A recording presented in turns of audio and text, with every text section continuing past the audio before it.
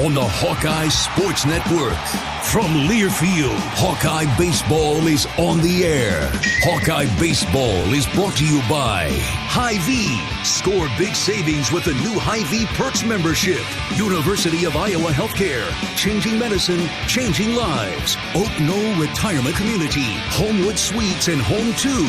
Hawk fans, experience your home away from home at Coralville's finest all-suite hotels. Iowa Corn. You might think Iowa just grows corn, but the truth is, corn grows Iowa. Brought to you by Iowa's corn farmers of the Iowa Corn Growers Association and the Iowa Corn Promotion Board. Also brought to you by Mediacom, home of extreme and 1 gig internet speeds. Wimmer's Meats, the official hot dog of the Hawkeyes. Travel Leaders, Destinations Unlimited, the official travel partner of the Hawkeyes. And by Bud & Mary's. There's no THC cap on Iowa medical cannabis, and getting a card is fast and easy online. Get your medical card today. Visit budmary.com. This is Iowa Hawkeye Baseball. From the campus of the University of Iowa, it's baseball time in Iowa City. Live from Duane Banks Field, the Northwestern Wildcats are in town to take on the Iowa Hawkeyes. Welcome to the broadcast booth in Iowa City alongside my fine color analyst John Evans. I'm John Leo. An outstanding day for baseball in Iowa City as we get primed for the opener of a crucial Big Ten series for the Iowa Hawkeyes. Iowa will start Anthony Watts on the mound for the first time on a weekend. He's been such a solid piece of Iowa's bullpen this year. He's rewarded with a start this Friday evening. It's the last chance to watch Iowa at Banks this season. Still time to get to the ballpark on this gorgeous evening in Iowa City. It's the Wildcats and the Hawkeyes, Northwestern and Iowa, with first pitch coming in a bit. Well, it's been a busy week for Iowa with a couple of non-conference games. Let's hear some highlights. 1-2 to Reese. Hit in the air, deep to left. This one will carry well. Left fielder going back. Get going, baby. It is gone. Reese Moore off the scoreboard and left. And the Hawks have the lead. It's 1-0 in the second. Elliott goes back to the windup. Here's the 0-1. Check swing, hit to Kopp at first. Davis fields it. He steps and throws home for the force to get the out. Big play by Davis Kopp and the Hawkeye defense to help Elliott out a bit there. 2-1 to Reese. High fly ball down the right field line. Rasmussen over. The wind will keep it in. And he dropped it. He dropped it. Tello is around third. He'll score. Moore's on his way to third. He's safe there. And an Illinois State mistake gives Iowa a run. It's 5-3 now. Line drive, base hit into left. It's down. Nelson scores. Here comes Kopp. He scores. The Hawkeyes have the lead. Throw to third, goes into left field. Another run's going to score. Here comes Reese. Mitchell's around second. He's at third. Gable's being waved home. Mitchell will clear the bases. And how about that for Gable Mitchell and the Iowa Hawkeyes? Iowa leads it 8-5. 1-2. Check swing. Did he go? Home plate umpire says yes. And Lawrence strikes out as Cade Moss applies the tag. Illinois State head coach cannot believe it. They didn't even send it down to third. Lawrence is out, and this game is over. Iowa wins it 8-7. Opposite field home run last night against Illinois State. Hits one high and deep to right. That's an absolute no-doubter. Off the bat of Reese Moore. Crushed it to right. And the Hawks are on the board in the first. Catcher setting up outside on Davis. Here's the pitch. Ground ball that is fair. Down the right field line. 2 runs are going to score. Kopp is around first and headed for second. It's a 2 RBI double for Davis Kopp. And it's 8-4. 3 balls and 1 strike. Here's the pitch to Michael. Line drive, base hit into left. Mitchell can jog on home. He'll score. Seager's flying around first. He has a stand-up double to bring the Hawkeyes within 3. It's 10-7. 1-1 to Cade. Line drive, base hit into center. Here comes Seegers. He scores. Moss on first. He'll slam on the brakes there. It's an RBI single for Captain Cade. And Iowa's within 2. It's 10-8. 1-1 to Nelson, hit well to left, into the corner, get going, baby, it is gone! Andy Nelson with a line drive grand slam, and the Hawks are back in it. Today's game sponsor is University of Iowa Healthcare. University of Iowa Healthcare offers you a short stop for your same-day healthcare needs. Try one of their convenient UI Quick Care or UI Urgent Care locations where they can take care of a routine illness or minor injury before sending you on home. UI Healthcare is proud to sponsor the Iowa Hawkeyes. We're back right after this. This is Hawkeye Baseball from Learfield. Feel the excitement as NASCAR returns to the Iowa Speedway with Powerball and the Iowa Lottery. Just add the double play bonus to your Powerball ticket for $1, then enter it in the VIP club, and you could win tickets to the sold-out NASCAR race or other exclusive race weekend prizes. Feel the power of NASCAR and double play today. Woohoo! See complete rules and details at ialottery.com/VIP. Hey, it's your friend, social media. You know, where I showcase the cool life of sports stars and friends. But don't fall for the editing and good lighting, because we all have struggles and challenges, like with alcohol or drug use, gambling, or our mental health. Talking about it is a sign of strength. Maybe you don't know who to talk to. Your Life Iowa can give you resources or treatment options. Get free 24/7 confidential support. Call, text, or chat online at yourlifeiowa.org. A message from Iowa HHS. Have you heard about this new type of television experience from Epson? It's called the Epic Vision Ultra Laser Projection TV. It combines a new type of laser projection technology along with a unique Epson Silverflex screen to produce an epic 120-inch 4K Pro UHD picture that's up to 4 times bigger than a traditional 60-inch TV. There's no better way to watch live sports, and watching Iowa basketball play live on this big bright TV is simply awesome. If you're a sports fanatic like me, you need to check this new Epson TV out for yourself. Visit epson.com/TV to learn more. If you've got the right tools and the friendly people at U.S. Bank in your corner, making smarter money choices is a piece of cake. If only our tools and helpful advisors could have helped you avoid some of those not-so-smart choices in life. Like that time you tried to pick up unicycling. Whoa, coming through! Or when you thought it'd be okay to pet that squirrel in the park. Good squirrel, good squirrel. While we can't help you with all that, we can help you bank smartly at usbank.com/smarter together. Member FDIC.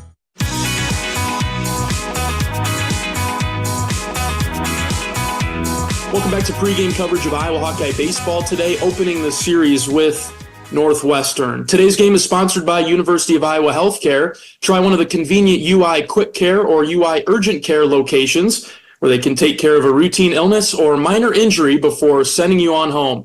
UI Healthcare is proud to sponsor your Iowa Hawkeyes. Well, today we're joined by Christina Kopp, an ARNP and the lead advanced practice provider for the walk-in clinics, and Caitlin Carr, a PA and also the co-lead for those walk-in clinics. They'll discuss the services that UI Quick Care and UI Urgent Care can provide. Thanks for joining me today, ladies. Thanks for having us. All right, we'll get right into some of the topics for today. Christina, we'll start with you. What are the main symptoms that are treated at UI Quick Care and UI Urgent Care, and the services that are offered to patients? Yeah, great question. The quick cares can treat minor illnesses and injuries. So we're looking at, ear infections, pink eye, minor burns, your mild GI complaints like diarrhea, nausea, upset stomach, any rashes or skin conditions that you have, and then your respiratory illnesses like your common colds, flu, RSV, COVID, and even early signs of pneumonia. Our urgent cares can go a step further and see you for fractures, broken bones. They can see you for IV fluids, for dehydration, and they can see you for more procedural things like nail issues and lacerations. Christina noted some of the main differences between the UI urgent care and quick care and also the emergency room. Caitlin, if you could add to some more of those differences between the services and the locations. Okay. I think some of the main differences, so for one, the locations with quick care specifically, like Christina mentioned, we're seeing most often some of the lower acuity complaints with the hope that we can get them in and out in a quick fashion.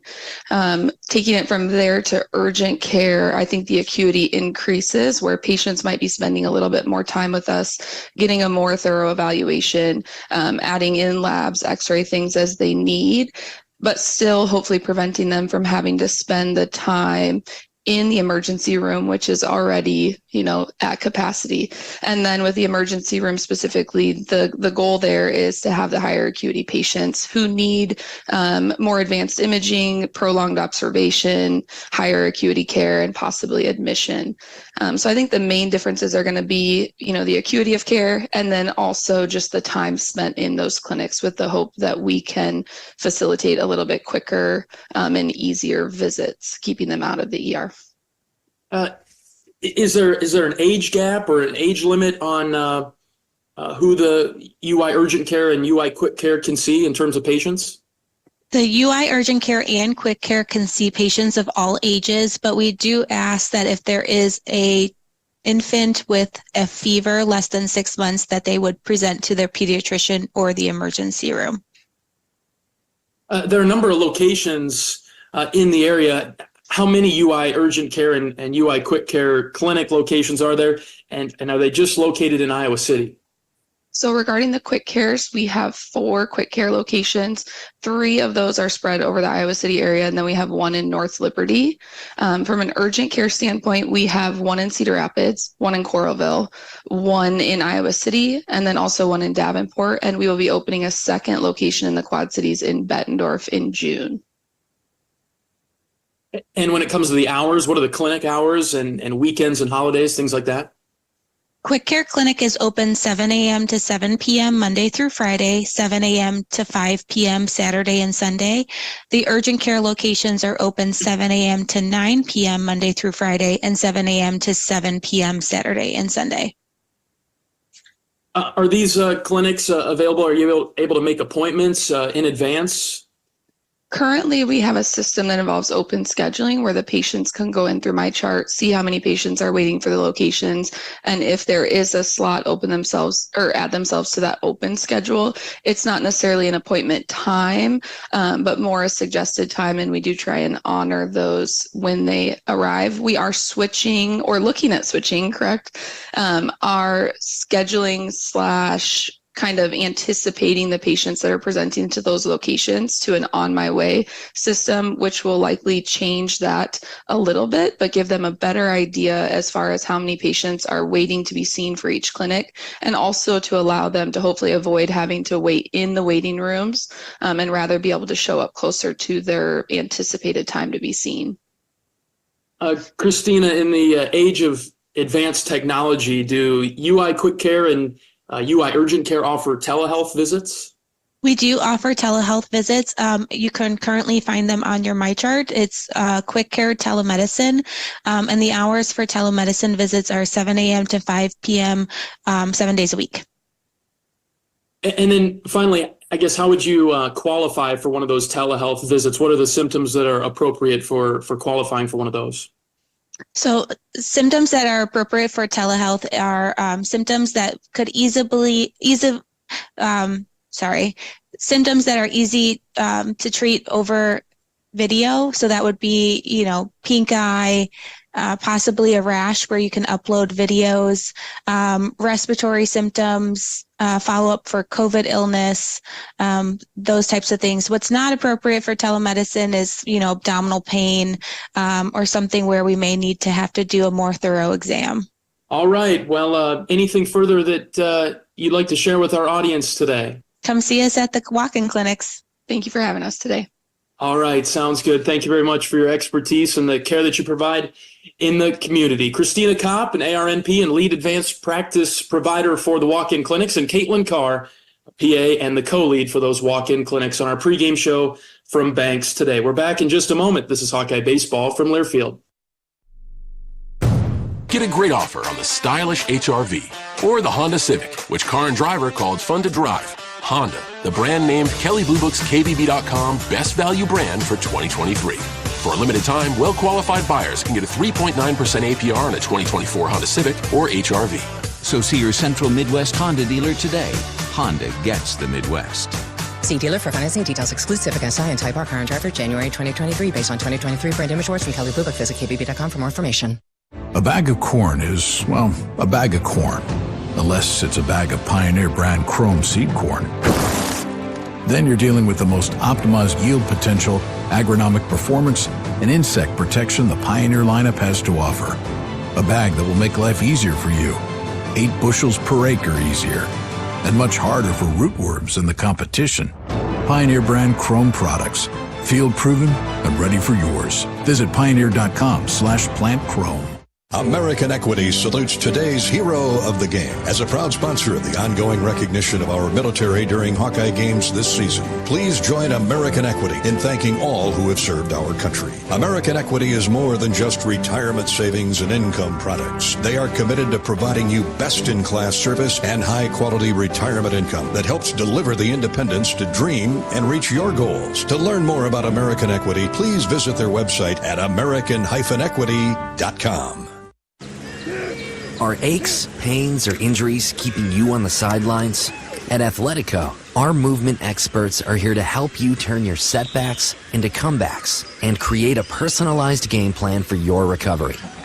With no prescription or referral needed, Athletico Physical Therapy is where your comeback story begins. Get started today by scheduling a free assessment at athletico.com. Proud partner of the Iowa Hawkeyes.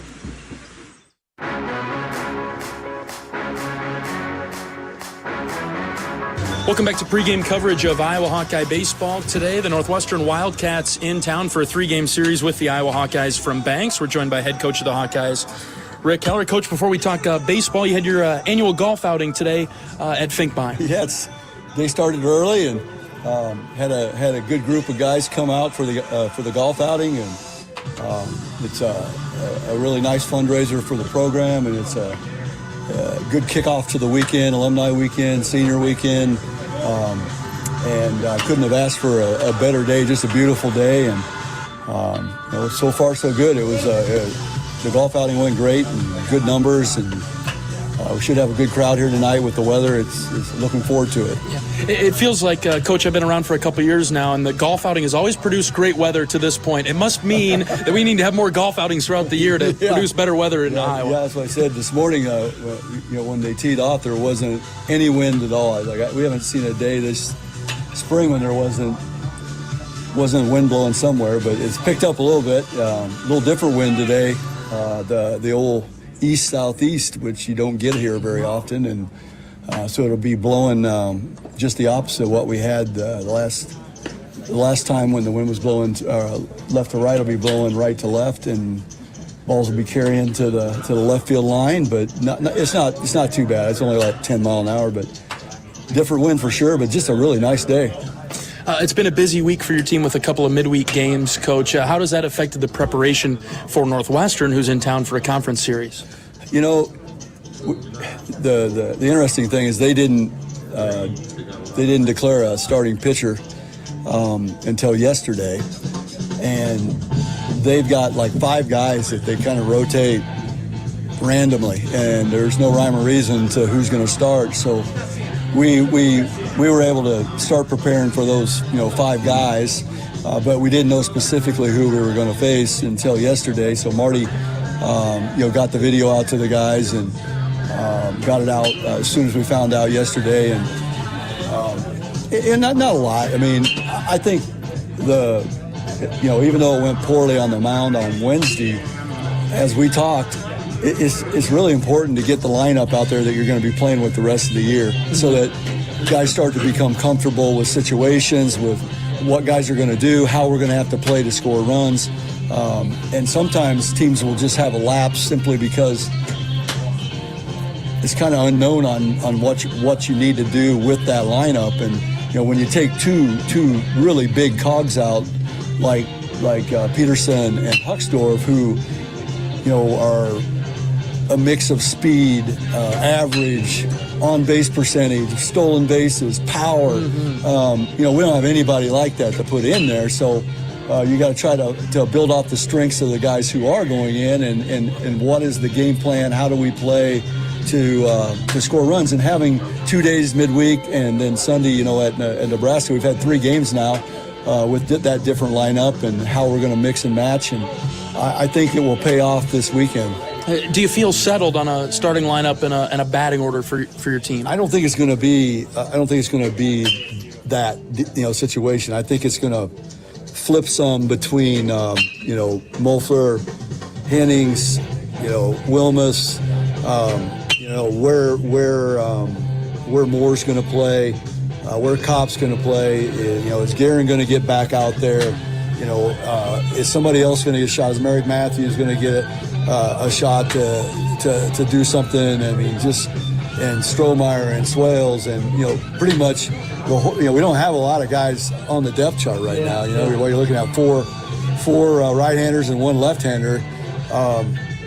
So I think what we'll try to do is mix and match and put guys in situations where we know the matchups will be good matchups for them, and just kind of run with it. But the part that you always have to look at is what you're doing to yourself defensively. And it's a weird Friday night because we're going to give Anthony Watts his first start. And, you just don't know what you're going to get and how many guys we're going to have to go to. Hopefully not many, but you could burn through a few tonight possibly if it doesn't go well. And you better have a good defense out there too, as good a defense as you can put out there with Huck and Peterson out. Let's talk about the pitching then for this weekend, Coach. We'll start with the rotation, the starting pitching. You're going to go with Anthony Watts tonight. How'd you come to that decision, and what does the rest of the weekend look like, if you know yet? Well, we had to move Brody up to Saturday to start getting the ramp up or the rest days the way they need to be going into the conference tournament, and being able to, when he bumped back with his oblique, when he tweaked his oblique, that wasn't a great situation because, you wanted to be able to have the option to either keep him on Saturday or bump him up to Friday. Now that Cade Overmueller's out, I mean, it's kind of a tricky situation, and you could have went basically 2 ways this weekend. You could have went the way we went at Nebraska, where you could have bumped Morgan up to Friday, and then just played the bullpen the way you wanted to play it the rest of the weekend, and whoever was left on Sunday, you just went at it like a midweek game. Or you bump Morgan back to Sunday, give Watts a shot, who has been very good out of the bullpen, and see how he does. Yeah. And his numbers have been great, and he gets lefties and righties out, and this Northwestern lineup is going to be one of those lineups that will throw a bunch of left-handers at you. Mm-hmm. They can throw about as many as they want. I don't know how many they actually will have, but they could have 9 easily if they wanted to, a lot like Ohio State. Mm-hmm. So anyway, that was just kind of the thought. Let's give Anthony, let's give him a shot. When you look at Northwestern offensively, Coach, where do you see their strengths? They have 3 really solid, what I would consider good hitters at the top of the lineup. Guys that are high on base percentage, low strikeouts, hit a few, get on base, but they also hit for a little bit of power.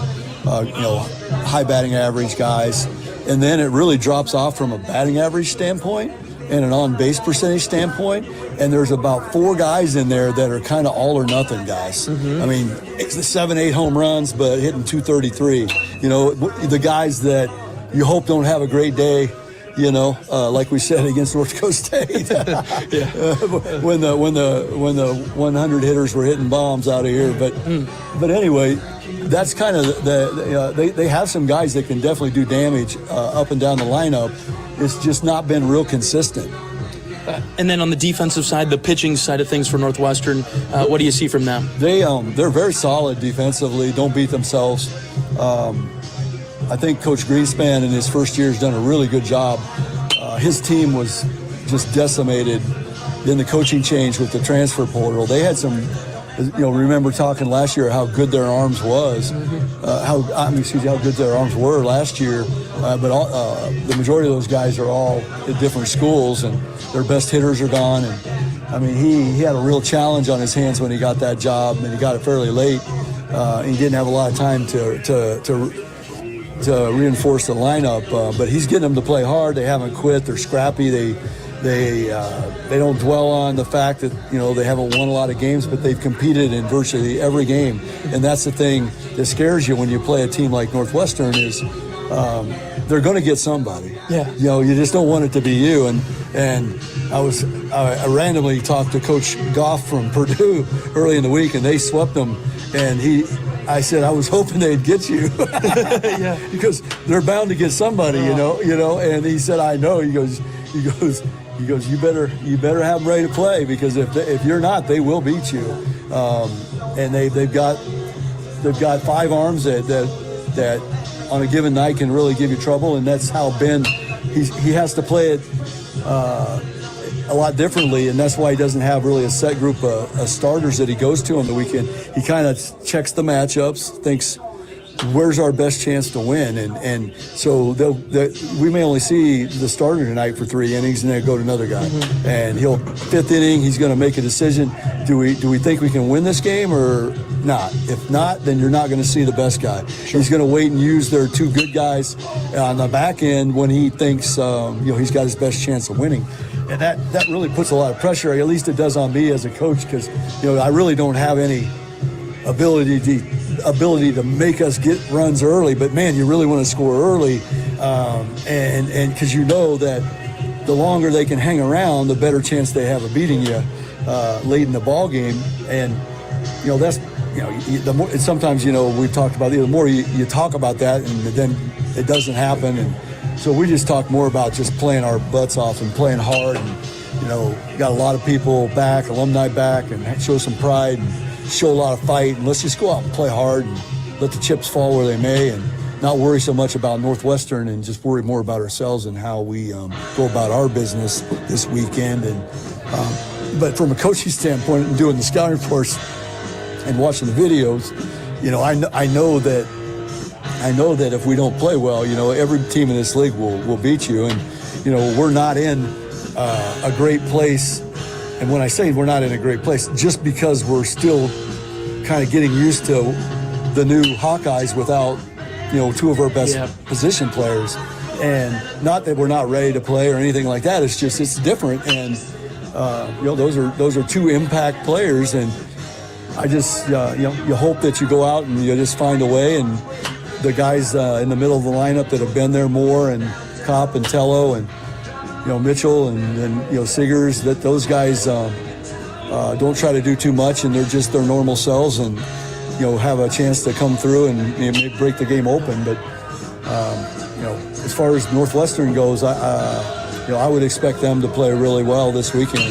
And let's face it, for whatever reason, they've been a thorn in our side for 10 years since I've been here, so we're not taking them lightly. That's a given. Yeah, Coach, I'm sure you'll have them fired up and inspired tonight. Good luck against the Wildcats, and take it to them. Yeah, thanks a lot, John. Head coach of the Hawkeyes, Rick Heller, on our pregame show from Banks. We're back right after this with First Pitch. This is Hawkeye Baseball from Learfield. Get a great offer on the stylish HR-V or the Honda Civic, which car and driver called fun to drive. Honda, the brand named Kelley Blue Book's KBB.com Best Value brand for 2023. For a limited time, well-qualified buyers can get a 3.9% APR on a 2024 Honda Civic or HR-V. So see your Central Midwest Honda dealer today. Honda gets the Midwest. See dealer for financing details. Exclude Civic SI and Type R car and driver January 2023 based on 2023 brand image awards from Kelley Blue Book. Visit kbb.com for more information. Even the simplest act can set a chain of good in motion. Like choosing Delta Dental of Iowa for your dental and vision insurance. Because we invest in your community. So whether you get your plan at work or purchase it through us, you make a difference for others.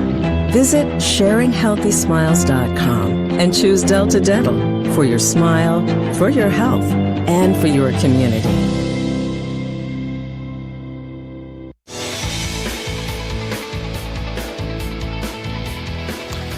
Series opener between Iowa and Northwestern coming up in a moment from Banks in Iowa City. We'll step aside for today's national anthem. We're back in just a moment. This is Hawkeye Baseball from Learfield. Hi, I'm Gary Dolphin, and if you want your home to be exceptionally comfortable during these cold Iowa winters and hot, humid summers, you need to turn to Dave Lennox and your local Lennox home comfort specialist. Lennox has been serving Iowa consumers since 1895, when Dave Lennox built his first furnace in Marshalltown, and Lennox is still building its high-efficiency furnaces and air conditioners there today. For the best home comfort system you can buy, it's Lennox and your local Lennox dealer. Lennox and the Hawkeyes. Now there's a winning combination. Welcome back to the Nitrogen Stabilizers Draft. Optonite technology, first pick, just like the last 46 years. That's what we love about this sport. We just don't know. We know. It keeps nitrogen in the corn's root zone for 8 weeks. Compare with 2 weeks for others. With the first pick, farmers select Optonite technology from Corteva Agriscience. That's it. I'm going for pretzel. The pick is in. Optonite technology from Corteva Agriscience with Inserv and Instinct Next Gen Nitrogen Stabilizers. Not a flag was still there. Oh, say does that star-spangled banner yet wave? Oh, the land of the free and the home of the brave.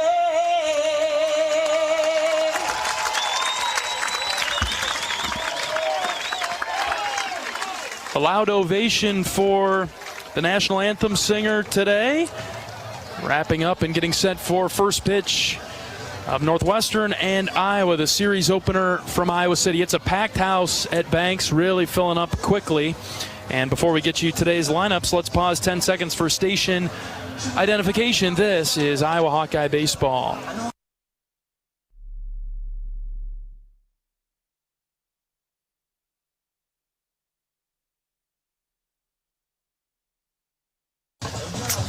All right, Northwestern enters at 13-27 overall. They're 2-13 in the Big Ten. They're in last place in the conference. First-year head coach Ben Greenspan leads the Wildcats. Northwestern will go with a batting order that looks like this. Preston Knott leads off in left. Bennett Markinson, the catcher, bats second. Jackson Freeman out in right. He'll bat third. Trent Liolis is the first baseman in the cleanup spot. Griffin Arnone batting fifth in center. Batting sixth is Vince Bianchina, the third baseman. 7-8-9, Griffin Mills, the DH. Zach Selfon, the second baseman. And Tony Livermore, the shortstop. The Hawkeyes are taking the field now to prepare for the first inning. And defensively, they'll look like this on the infield from left to right. Raider Tello, Michael Seegers, Gable Mitchell, and Davis Kopp. The outfield from left to right is Will Mulfler, Andy Nelson, and Ben Wilmus. Starting catcher today behind the plate is Cade Moss as he shakes hands with the home plate umpire, and circling the mound and climbing to the rubber is today's starting pitcher Anthony Watts. 2-1 with a save in 17 appearances, does include one start, 3.45 ERA, 31 and a third innings, 20 hits, 14 runs, just 12 have been earned, 23 walks. He has 43 strikeouts. Opponents hitting Anthony at a 175 batting average. You're going to see a fastball in the low to mid 90s. He'll throw a changeup, he'll throw a slider. And Anthony's been pretty good as he's gotten his feet on the ground, and he's given up a couple of home runs and things, but otherwise, when he throws strikes, he is really tough for the opponents to hit. Watts, the sophomore right-hander from Clive, transferred in from Creighton. And this feels like a big start for Watts as, the Hawkeyes look forward. At least maybe we can look forward a little bit to the future. Watts, maybe an audition for a starting spot next year. Yeah, there's a little bit of a tryout here. This isn't your traditional Friday night start sort of thing, but it's certainly a place where you can say, hey, I'm ready for it, Coach. When you want to hand me the ball, I'm ready to pick it up and go. So look forward to seeing what he brings tonight. Northwestern 2-13 in the Big Ten. They've been swept in 4 series: Nebraska, Penn State, Illinois, and Purdue. But then, oddly enough, they have a series win over Maryland. Yeah, that was, and they were an extra inning loss away from a sweep.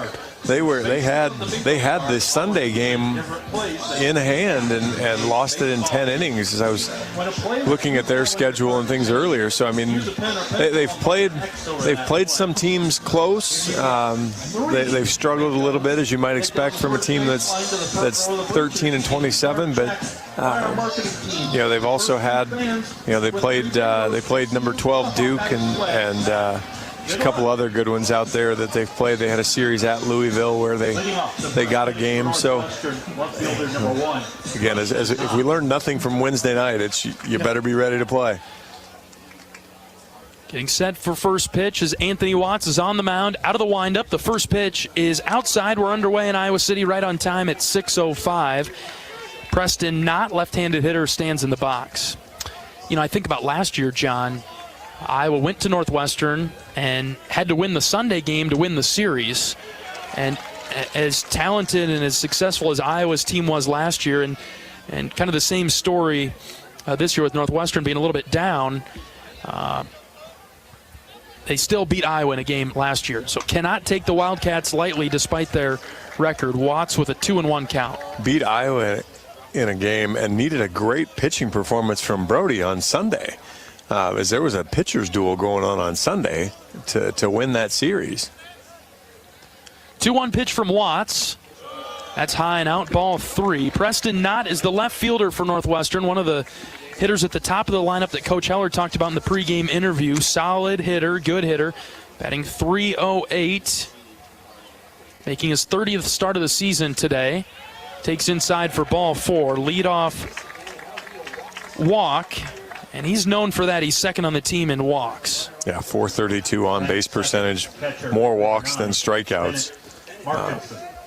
Not a ton of speed on this Northwestern team, but you can imagine everybody in Hawkeye Radio Land just took a tighter grip on their drink now. It's just get back in the zone here and handle business. It's Bennett Markinson, the catcher for Northwestern. Started all 40 games for the Wildcats. He's their best hitter at .331.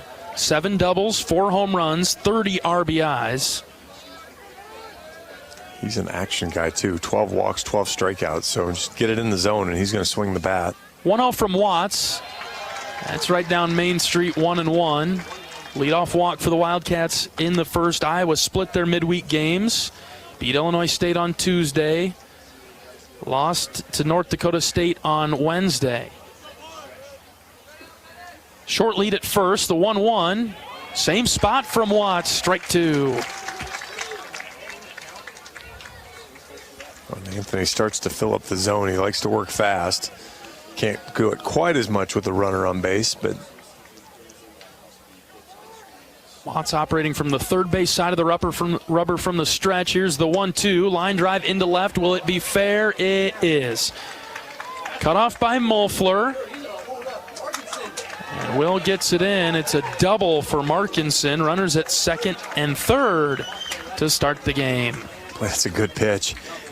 85-mile-an-hour off-speed pitch right at the bottom of the zone, center of the plate. Had him fooled.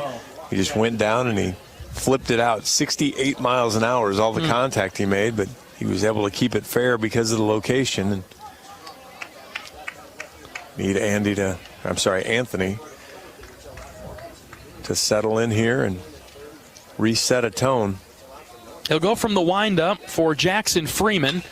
He swings at the first pitch, drives it to center. Andy Nelson is backpedaling. He makes the catch. There'll be a sac fly as Knott scores from third. And Markinson gets to third base. He also advances. Wildcats on the board first. And that was 105 off the bat. It left the off-speed pitch right in the middle of the plate. Fortunately, left it right in the middle of the park, too. I think Iowa really caught a break, right? Infield comes in now for Trent Liolis, another left-handed hitter. Outside edge, strike 1 from Watts. He stays in the windup.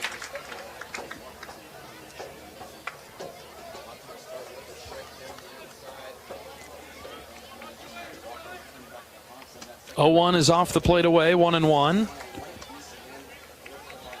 Yeah, big strikeout guy here. So you got next 3 guys, you've really got a chance to strike out if you just stay out of the middle of the plate. Swing and a miss, 1-2. Coach Heller talked about sort of the descent of averages, of batting averages as you go down this Northwestern lineup, but you can't take that bottom half lightly. 1-2 from Watts on its way home. Swing and a miss over the top of the breaking ball, 2 away.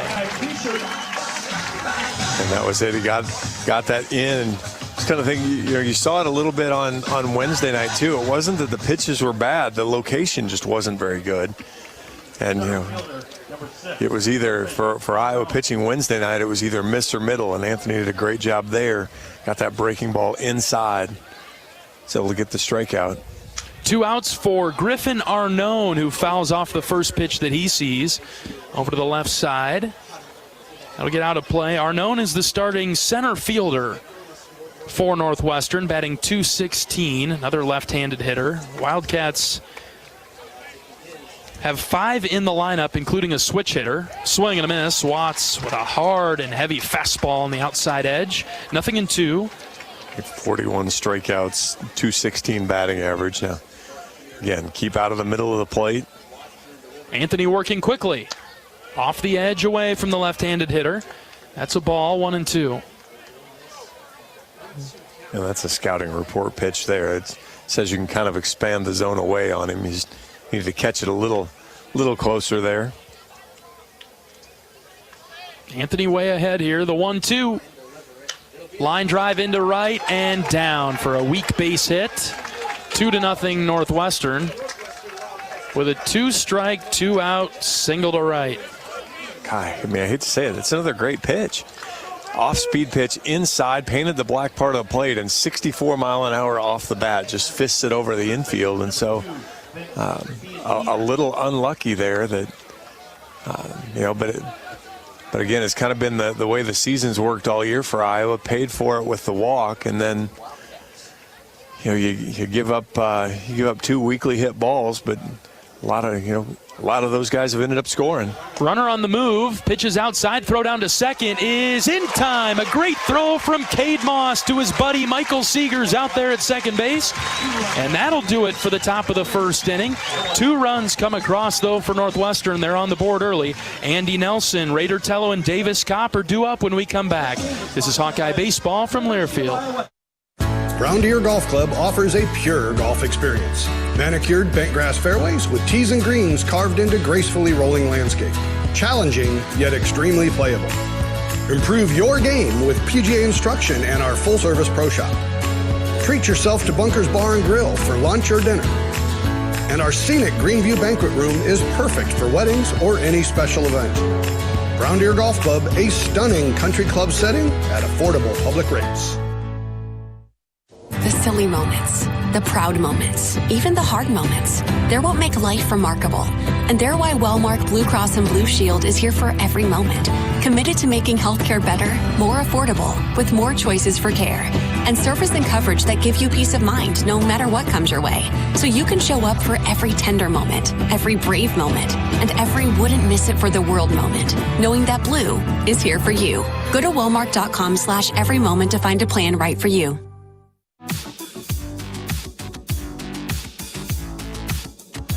The University of Iowa Healthcare has the game plan for your same-day healthcare needs. If you need treatment for a common illness or minor injury, visit one of several UI quick care or urgent care locations throughout the Iowa City Cedar Rapids corridor. Their care and expertise will help you get back in the game. UI Healthcare is proud to sponsor your Iowa Hawkeyes. Welcome back to Duane Banks Field for the bottom of the first inning. Northwestern leads it 2-0. The Hawkeyes will send Andy Nelson, Raider Tello, and Davis Kopp to the plate in the first. If anybody gets on Reese Moore, the DH will come up. Gable Mitchell bats 5th for the Hawkeyes today. He's the second baseman. Michael Seegers at short will bat 6th.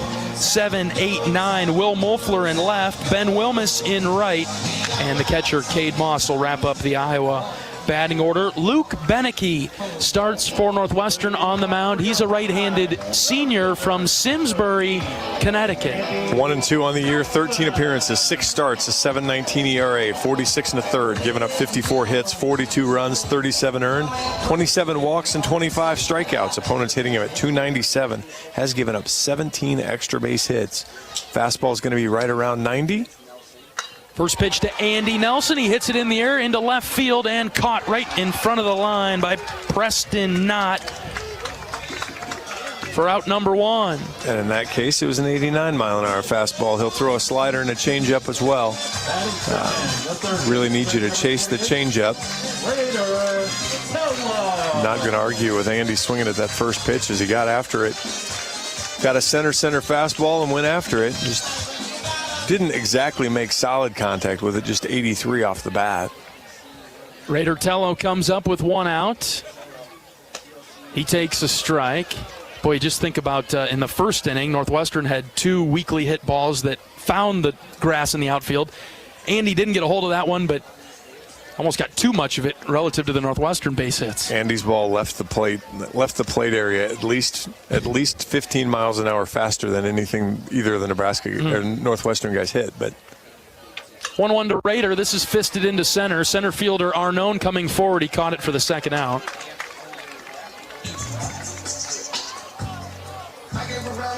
Two away for Davis Kopp. Iowa moving quickly through their first couple of hitters here. Beneke stands on the mound with long sleeves on underneath the black Northwestern jersey. I fully respect long sleeves.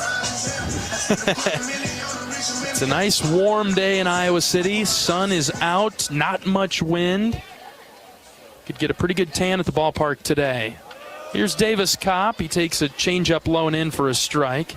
Iowa down 2-0 in the first with 2 outs. Bases empty for Kopp. Beneke's one of those guys. Climbs right up. He's ready to work. Ground ball hit right to second base. Oh, and it's through into center field. And Kopp will be on with the E4. That just ate him up. Yeah, it's 105 off the bat, so a very well struck, just right at him. Should have been nothing to it, but Turf Monster grabbed it and spun it on him or something at the end, and Hop got on him quicker than he expected. I'm not sure where that went through him because it looked like he had it bodied up totally in front of it, and then I think it kicked off the heel of his glove and went over his left shoulder. Opportunity for Iowa to make Northwestern pay for that mistake. Here's Reese Moore, hit a home run in the midweek game, takes down and in for a ball. Reese had 2, I believe. He had 1 home run, hit the home run. Well, hit 1 home run on Wednesday and then absolutely demolished the next pitch, but just hooked foul. 1-0 to Moore. This is hit well into the gap in right center, carrying the right fielder back. It's over his head. It'll one hop off the top of the wall. They're waving Kopp around third. Davis loses his helmet. He slides in, safe at the plate, and he's fired up with a big fist pump. And the Hawks are on the board, courtesy of the RBI double from Reese Moore. Pretty good fastball there, down in the zone, but again, middle of the plate, so you get what you get. Reese is able to drive at 104 out into right center field. It traveled 359. Bounced off the wall. Davis Kopp running with 2 outs. Was able to score. Didn't need to slide, but slid. Got up, pumped the fist. And that was, after going 2 quick outs, you were a little worried, and it starts with an E4. Could have been a quick 3-up, 3-down inning. Instead, the Hawks have the lead. 2-1. Northwestern in the first. Gable Mitchell tried to tie things up with a base hit if he could bring home Reese Moore. Stands out there at second base. Northwestern, for all intents and purposes, really should have been out of the inning, but Iowa taking advantage. The 0-1, Mitchell watches go out. Floated away from Gable, who bat from the left side against the right-hander.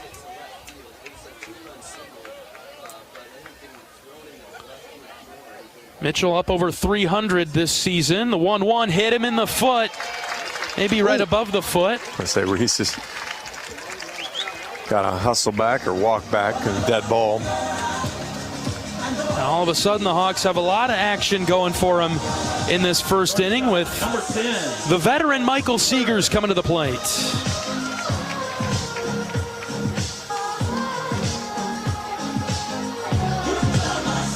And Iowa has a couple of those guys, starting with Gable Mitchell is a guy that walks more than he strikes out. Michael Seegers is another one of those. So good spot for Michael to put some pressure on here. 2 on and 2 out. First pitch from Beneke is low and out. Iowa knocking at the door in the first, down by 1. A lot of room in the left center gap for Michael, also down the left field line. The 1-0 pitch, grounded foul past Coach Bowe at third. And you tried to foreshadow the home run, and you tried to foreshadow that one. You just barely missed both of them, really close. Just doing our part up here, John, as best we can. 1 ball and 1 strike on Seegers, the Iowa shortstop. Runners at first and second with 2 outs. The pitch to Michael. Scooped foul over to the right, 1 and 2. We've had too much foreshadowing this week in the negative, John. That North Dakota State game, boy, even talking with Coach Heller before the game, I saw him earlier today, and he said, John, we called it, didn't we? We thought maybe, we had a bad feeling about that North Dakota State game. He's like, I hate those cold teams coming, getting the first warm weather. Seegers flies this into center. Arnone is camped underneath it. He's got it for the 3rd out. Iowa answers back. They do get one of the runs into their column. It's 2-1 Northwestern. We're through 1 in Iowa City. Back in just a moment. This is Hawkeye Baseball from Learfield. Are aches, pains, or injuries keeping you on the sidelines? At Athletico, our movement experts are here to help you turn your setbacks into comebacks and create a personalized game plan for your recovery. With no prescription or referral needed, Athletico Physical Therapy is where your comeback story begins. Get started today by scheduling a free assessment at athletico.com. Proud partner of the Iowa Hawkeyes. How do you become America's best-selling brand? Let's break it down. Innovative tech means smarter and safer driving. Intelligent all-wheel drive will keep you ready for anything. And built Ford Tough Trucks will always get the job done. Plus, come into your local Ford store today and get super low APR financing, big cash back, and great lease offers on Ford's full line of cars, trucks, and SUVs. That's Ford, and that's how you become America's best-selling brand. Sales claim based on calendar year sales.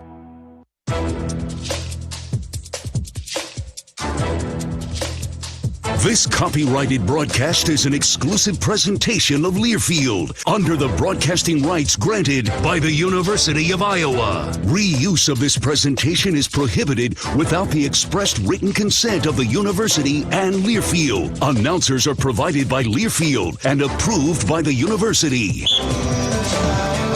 John Evans and John Leo, pleased to bring you Iowa Hawkeye Baseball this evening from a packed Duane Banks Field in Iowa City. Boy, the fans that are arriving late, they poke out from the tunnels and they look around to their left, they look around to their right, and they're having a hard time finding a place to sit and take this game in today. It's 2-1 Northwestern as we get to the 2nd inning.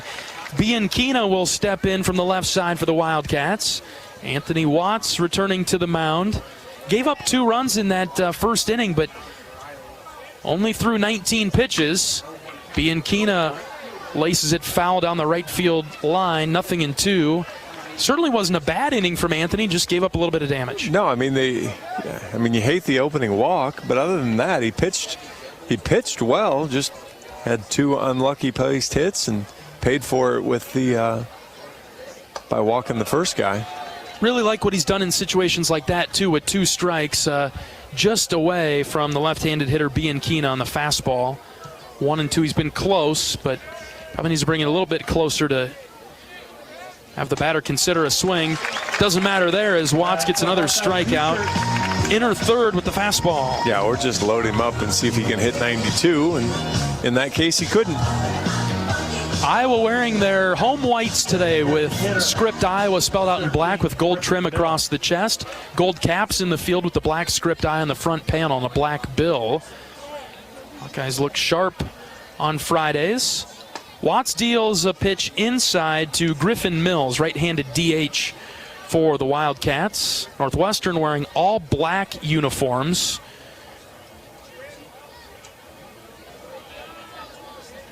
One-0 pitch from Watts is on the outside corner, 1-1. Northwestern's numbers and their lettering is in that old gold that they've started to wear the past few years. Are they confused about their school colors?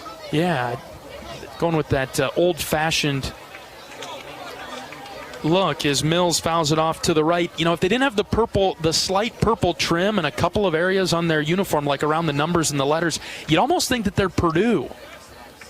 1-2's the count. The pitch from Watts. Called third strike. Low outside corner, and Watts froze him. 2 down. First guy that really got a bad look at the strike zone of a ball off and sends back to the dugout for the second out of the inning. Watts settling in for the second. We'll see if he can finish it off quickly with Zach Selfon coming up. First pitch, swing and a miss. Anthony rearing back and whipping it in there. Zach Selfon.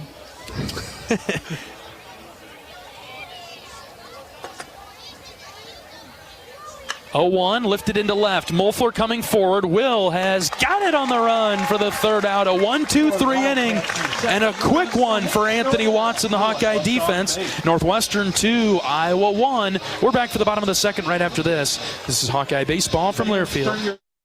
The silly moments, the proud moments, even the hard moments. They're what make life remarkable. And they're why Wellmark Blue Cross and Blue Shield is here for every moment. Committed to making healthcare better, more affordable, with more choices for care. And service and coverage that give you peace of mind no matter what comes your way. So you can show up for every tender moment, every brave moment, and every wouldn't miss it for the world moment. Knowing that Blue is here for you. Go to Wellmark.com/every moment to find a plan right for you. Feel the excitement as NASCAR returns to the Iowa Speedway with Powerball and the Iowa Lottery. Just add the double play bonus to your Powerball ticket for $1, then enter it in the VIP club, and you could win tickets to the sold-out NASCAR race or other exclusive race weekend prizes. Feel the power of NASCAR and double play today. Woohoo! See complete rules and details at ialottery.com/VIP. For comprehensive coverage of college baseball and softball all season long, tune to SiriusXM Big Ten Radio Channel 372 in the car and on the all-new SiriusXM app. SiriusXM is the home of your favorite team and conference, including live games plus interviews and analysis. So cheer along online with the SiriusXM app and listen to your favorite team anywhere. You got a free trial at SiriusXM.us/Big Ten Radio 2023. Oh, it's as fast as I can go, man. Really good job, John. Had to fit that one in there. Had the long one. They threw the quick coming down throw. I was running out of time. Will Mulfler will lead it off for Iowa in the second. Beneke deals outside to Mulfler. Will making his 7th start of the season. Goes out in left today. Right-handed hitter. Takes outside again. Ball 2. Will batting in a clean .333 this season. And a hitter's count here, the 2-0. Mulfler takes above the letters, ball 3. Got another guy, limited at-bats, obviously, but 9 walks, just 4 strikeouts. 3-0 is the low outside corner. It hit it. Will has to stay in the box, 3-1.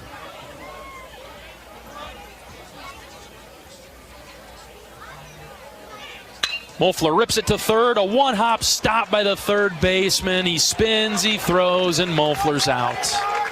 Tip your cap. Yeah, you can tip your cap. I got a couple other things you might consider doing as well. Will hits at 102, gets a fastball up and in and just destroys it. But a little spinning one-handed play there. Felt like he should have been rewarded for that at bat. Here's Ben Wilmus, the starting right fielder for Iowa this evening. He takes a strike, outside edge. Ben and I were talking in the dugout before the game, and I was kind of joking with him, just begging him to go to right field. He goes, man, I'm trying. So he's seen some of it too. Takes the pitch outside, a slider that snapped off, 1-1. The right idea then, Ben. He hit the home run against Nebraska to right field, so. 1-1 into the gap in left center, but Arnone will catch up to it. He'll make the grab, 2 away. That was 110 off the bat. Iowa is smoking the ball right now. I mean, this is one of those things. Keep doing what you're doing. You're going to get rewarded. What is that? Is that 4 balls that are hit over 100 on exit velo? Kopp, Moore, Moeffler, and Wilmus. So, I mean, I don't know about Seegers. I think he got his a little was, bit. Yeah, his was flared a little bit. So, yeah, just keep doing what you're doing. I know there's going to be some frustration to have one hit to show through your first trip through the order, but Cade Moss in the box. Strike one, just below the letters. Kyle was begging before the game for that high strike to get called, so he's getting it now. Just outside for Moss, the catcher for Iowa today. 1-1 is grounded foul over to the left. The Hawkeyes will celebrate Senior Day this weekend. Say goodbye to a fine group of seniors on Sunday. This is the last chance to catch Iowa at home at Illinois next weekend. Then we'll wrap up the regular season in Des Moines at Principal Park against Florida International. 1 ball and 2 strikes. Here's the pitch to Moss. Out of the windup, Beneke is ready. Outside, 2-2.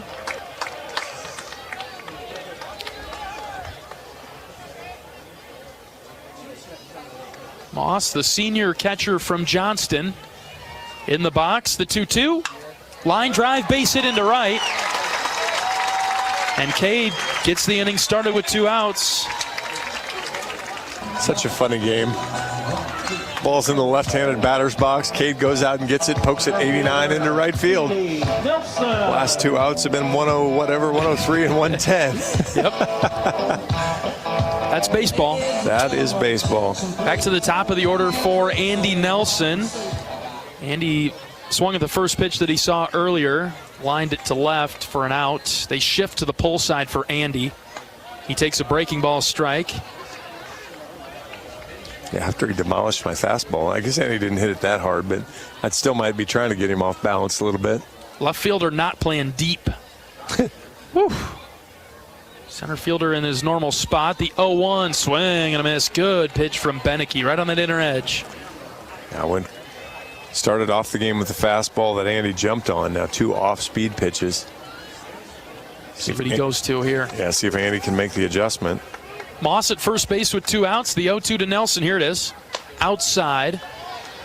Just a touch high as well. Pretty good show pitch there.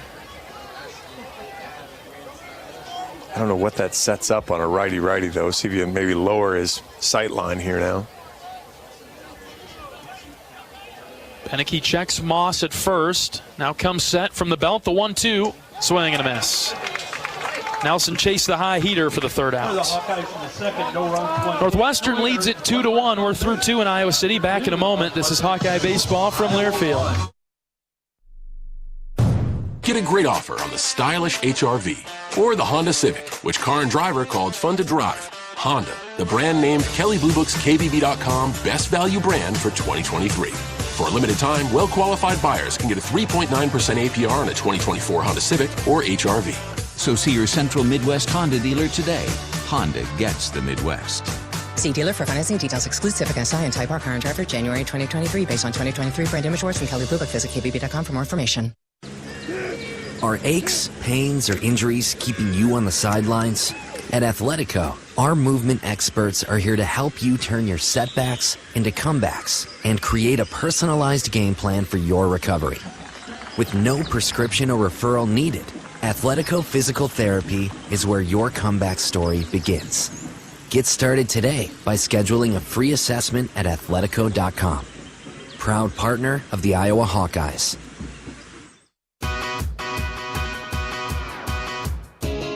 Hawk fans, experience your home away from home at Coralville's finest all-suite hotels. Homewood Suites and Home to Suites by Hilton each offer guests spacious suites, complimentary breakfast, 24-hour fitness center, pool, hot tub, guest laundry, and convenient locations. Let their warm and friendly staff take care of you and your family when you visit Hawkeye Country.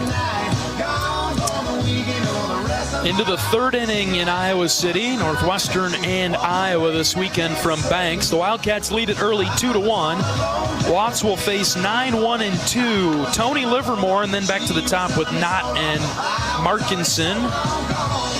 Had a really nice inning in the second with a couple of strikeouts. More, and a 1-2-3 inning. More of that. More, please.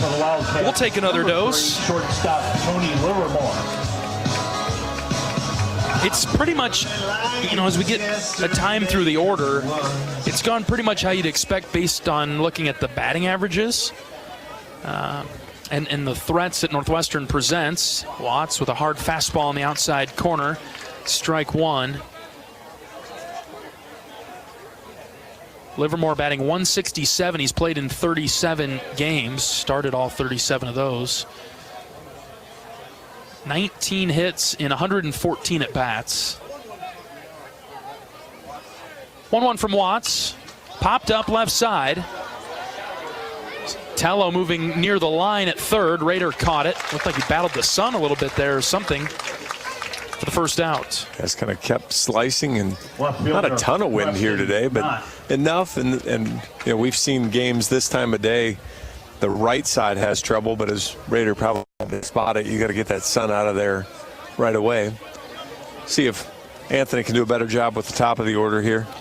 He walked Knott in the first. Goes up and in with a fastball. Knott bats .308 for the Wildcats.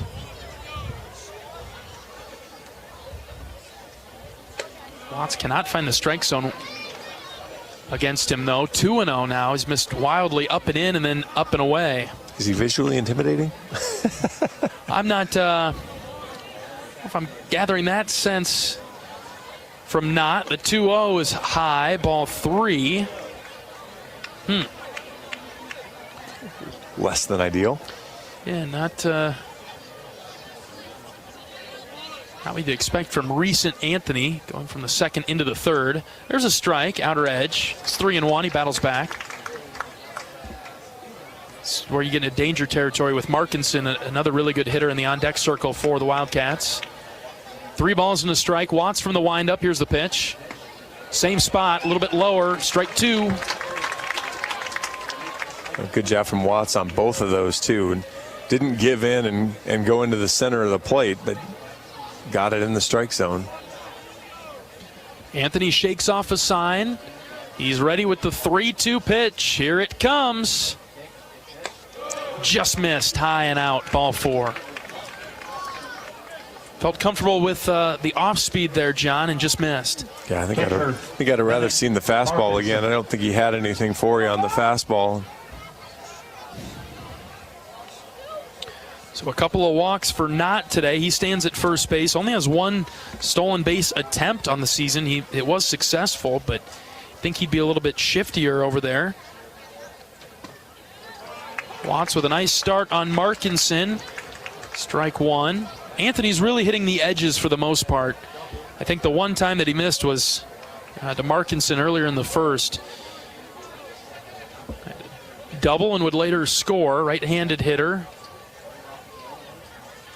Watts with a long pause. The 0-1 is fouled back to the screen. 0-2. Anthony way in front. Yeah, no, this is the one where he got the pitch down, but he left it in the middle of the plate, and Markinson was able to golf it into left field. See if he gives him off-speed away, gets it down and away, and doesn't leave it in the middle of the plate. Watts from the stretch. No balls and 2 strikes. Here's the delivery, way outside. Good stop by Moss with a backhand of his mitt.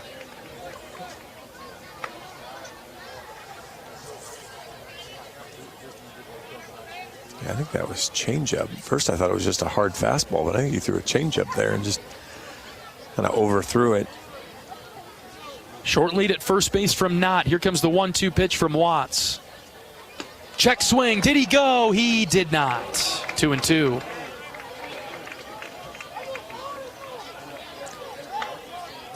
Interesting lead that Knott takes off first base too. He's not square to home plate. He's got his right foot peeled back a little bit.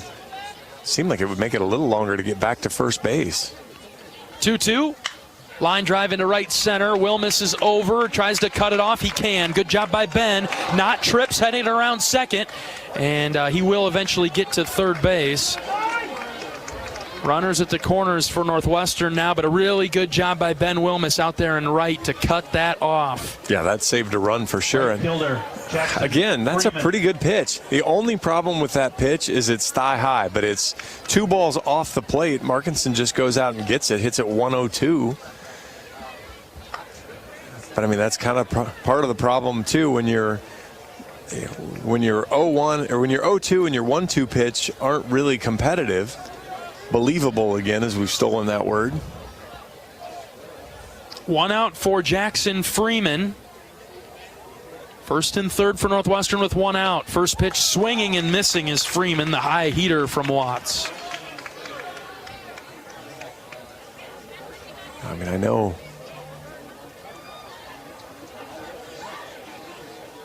I guess what, Freeman drove in the run on the sacrifice fly, hitting just 111 in his last 10 games against right-handers. Swing and a miss there, 0-2. Freeman, first-year Wildcat. Yeah, hitting just 185 in conference. And keep the ball out of the middle of the plate here. He'd probably bury a breaking ball or off-speed pitch, and he's going to swing over it. 0-2. Called third strike. Watts froze him. Enter third with the hard fastball. They say, or plan B is just throw him a fastball and he's not going to swing. Didn't really expect that part of the equation for your number 3 hitter, but really nice spot from Watts. And there are 2 away now. Trent Liolis. Another left-hander in the box for the Wildcats. This is Trent Liolis, who struck out back in the first. Still first and third for the Wildcats. They lead it 2-1 in the third. Popped up on the first pitch, over to right, shallow right, now coming back into the infield. Who's going to make a play, Mitchell or Seegers? It's Seegers who caught it in the palm of his glove. That ball must be doing something funky up there in the sky, John. Well, just enough wind, and he had a better angle at it than Gable Mitchell did battling the sun. So it worked out perfectly, and the Hawks are out of a jam. 2-1 Northwestern. We'll see if Iowa can tie things up or even better, take the lead in the third. Raider Tello, Davis Kopp, and Reese Moore come to the plate when we return. This is Hawkeye Baseball from Learfield. Our mission at Oak Knoll is to provide exceptional retirement living and health services through life care. I'm Steve Rowe, CEO. We are a not-for-profit life plan community and have served the Iowa City area for 57 years. Oak Knoll is located near University of Iowa hospitals and clinics, Kinnick Stadium, Carver Hawkeye Arena, Hancher Auditorium, and downtown Iowa City. Visit our website at oakknoll.com to learn more. We're a proud sponsor of Hawkeye Athletics. Go Hawks! When it comes to your health, you need the full picture. That means the right diagnosis and the right treatment right from the start. I'm Aaron Bose, pediatric neurologist with University of Iowa Healthcare. Here, we're working together every day to advance medicine so you can get the best care. With more research, more clinical trials, and more treatment options than anywhere else in the state, the University of Iowa Healthcare is changing medicine and changing lives. Learn more at uihc.org.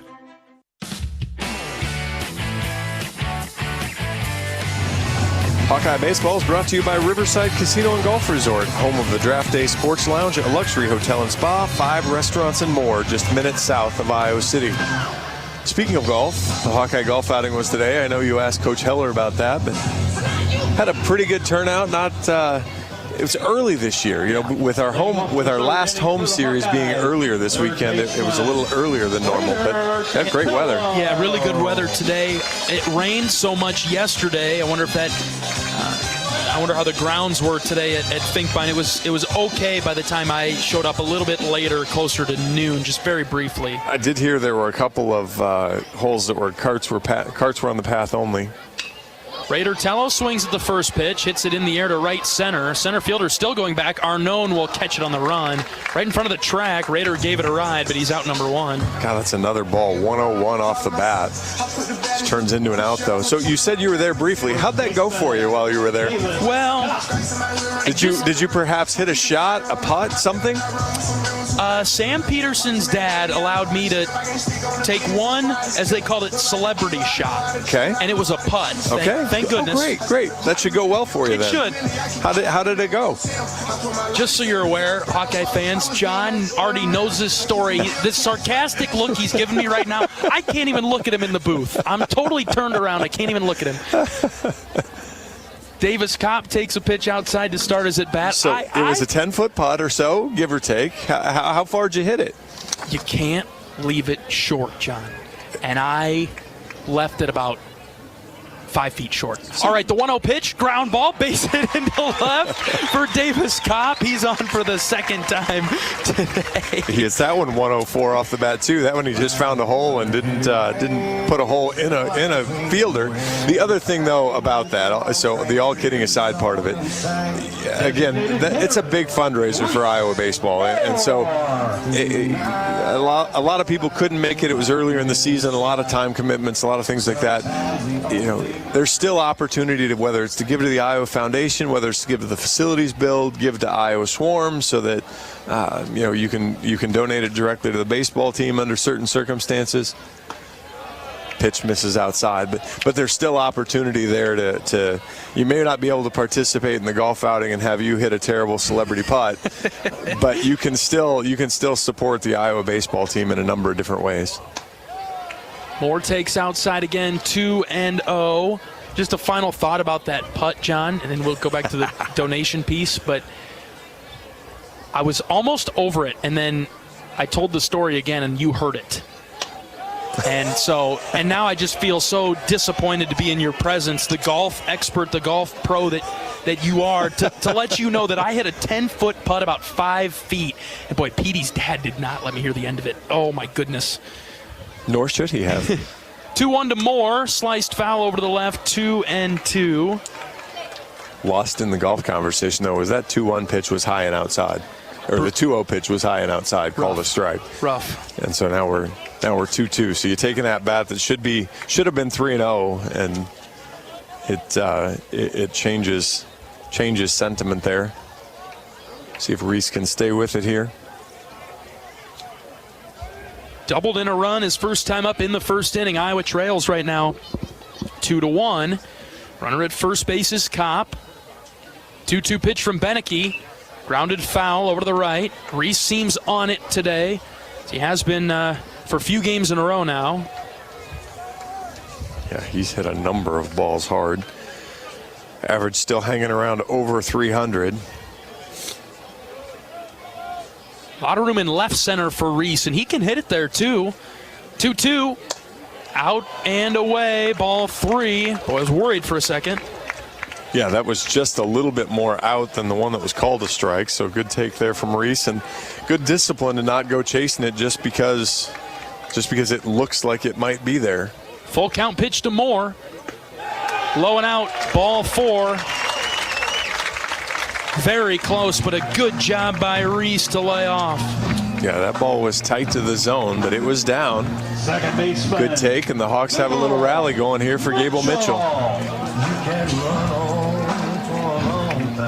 Gable had the bases clearing single with the assistance of a few errors by Illinois State on Tuesday. Really nice effort and hustle play from Mitchell. He stays hot for the Hawks. Showed a bunt, thought better of it, and the pitch floated outside for a ball. Yeah, the Little League home run was nice. Got going that way. But he's been hitting the ball hard, and now he's been elevating it a little bit, so he's had a home run or two here. Check on the runner at second base. Think about the growth and the development of Mitchell offensively this year. He's got incredible range at second base on the defensive side of things and very accurate with his throws to first. But offensively, that's where he's become a well-rounded player this year for Iowa. 1-0 pitch to Mitchell. hit in the air, left side. That'll go foul and find some of the bullpen area for the Wildcats. Yeah, 14 extra base hits now, on base percentage 417, so doing a nice job there. A couple stolen bases, and again, 29 walks to 22 strikeouts.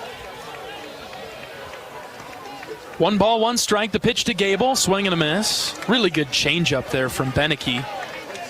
Probably his best pitch, the changeup. Yeah, dropped that one below the zone. Gable swung right over the top of it. So see if he can get back to zone discipline here. Beneke taking his time. The 1-2 hit to second base and caught, and will be doubled up at second base. Kopp took off for third. That thing floated to the second baseman, Selfon, who was charging forward, picked it right off the turf, and Kopp was nearing third base, and so the throw to second doubles up the Hawkeyes. That'll do it for the third. 2-1, Northwestern still holding on to their lead. We're back in a moment. This is Hawkeye Baseball from Learfield. How do you become America's best-selling brand? Let's break it down. Innovative tech means smarter and safer driving. Intelligent all-wheel drive will keep you ready for anything. And built Ford tough trucks will always get the job done. Plus, come into your local Ford store today and get super low APR financing, big cash back, and great lease offers on Ford's full line of cars, trucks, and SUVs. That's Ford, and that's how you become America's best-selling brand. Sales claim based on calendar year sales.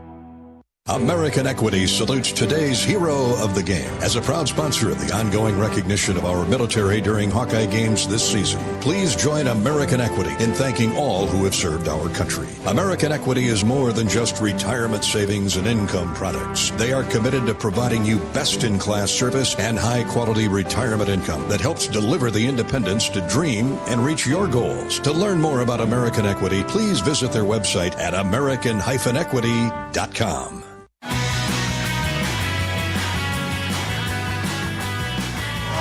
Welcome back to Hawkeye Baseball. Are you or someone you know in crisis or having suicidal thoughts? Call the 988 Suicide and Crisis Lifeline for 24/7 free and confidential support.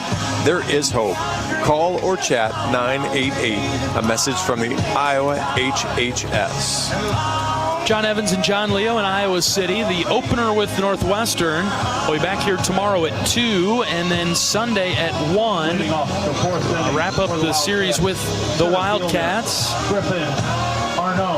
Last chance to see the Hawkeyes at Banks this year, and hope a lot of you either make the drive over to Champaign and or join us in Des Moines for the regular season finale against Florida International in a couple of weeks.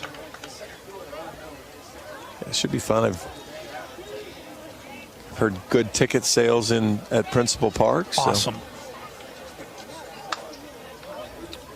Watts pitching to Arnone, gets him to foul it off the end of his bat over to the left, 1-1. 55 mile an hour off the bat. Oof. Cold day, that one hurts. That hurts. The wood bat breaks and all kinds of things going on there.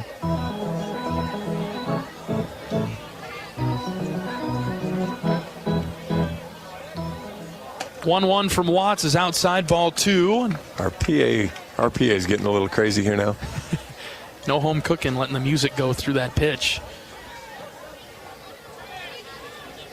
I guess at least we're disturbing our own guy. This isn't the case of the Nebraska situation. 2-1 is a much better pitch from Watts. Slider inside, called a strike, 2-2. Watts has done a nice job for the Hawkeyes today. This will be pitch number 52 for him. 3 innings, 3 hits, gave up 2 runs in the first. High and out for ball 3. He'd like to avoid the leadoff walk, though. Arnone just 208 in conference, so and just a 288 on base percentage, so we got to get back in the zone here and finish off this at bat. Full count pitch. Line drive into right. Wilmus coming forward. It drops in front of Ben for a base hit. Leadoff single for Arnone. Really nice piece of hitting by him to get around on that outside pitch and drive it to right. Yeah, that ball was low and away. I mean, maybe caught a little bit more of the middle of the plate than he was hunting for, but overall, not a bad pitch. Coach Heller, go ahead, John. Well, I was just saying, send it out 99 to right. Coach Heller was talking with us in pregame, and he just couldn't really believe some of the pitches that North Dakota State hit well. We talked about it also. We're not in the zone, or we're in really difficult places. And typically you wouldn't assume that they'd be able to hit them hard. Yeah, they weren't screaming home run balls for the most part. Right. You're seeing Northwestern today hit pitches that are out of the zone, but not great contact. They're just finding their way. No balls and a strike on Bianchina, another left-handed hitter. Watts will try and move over to first base. But North Dakota State the other night, left-handed hitters were hitting sliders that were low and out of the zone and pulling them with bombs to right. Hitting them hard. It's probably more about what they did than what the Hawkeyes did. I'd have to say. I'd give it 50-50. Mm-hmm. There were certainly some things there that. Part of it then is you put yourself in some of that position, and there were some misses over the middle of the plate too. Yeah. Made the Hawks pay. A little surprised they didn't have him bunt early on, hitting just 179 in conference, 254 on base percentage. Watts missing outside, struggling to throw strikes to the left-handers right now.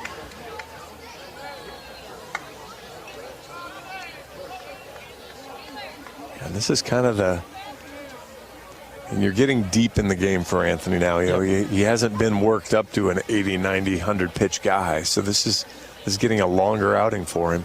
2-1 from Watts, fouled back to the screen. Much better, brought it in. And it's 2-2 now.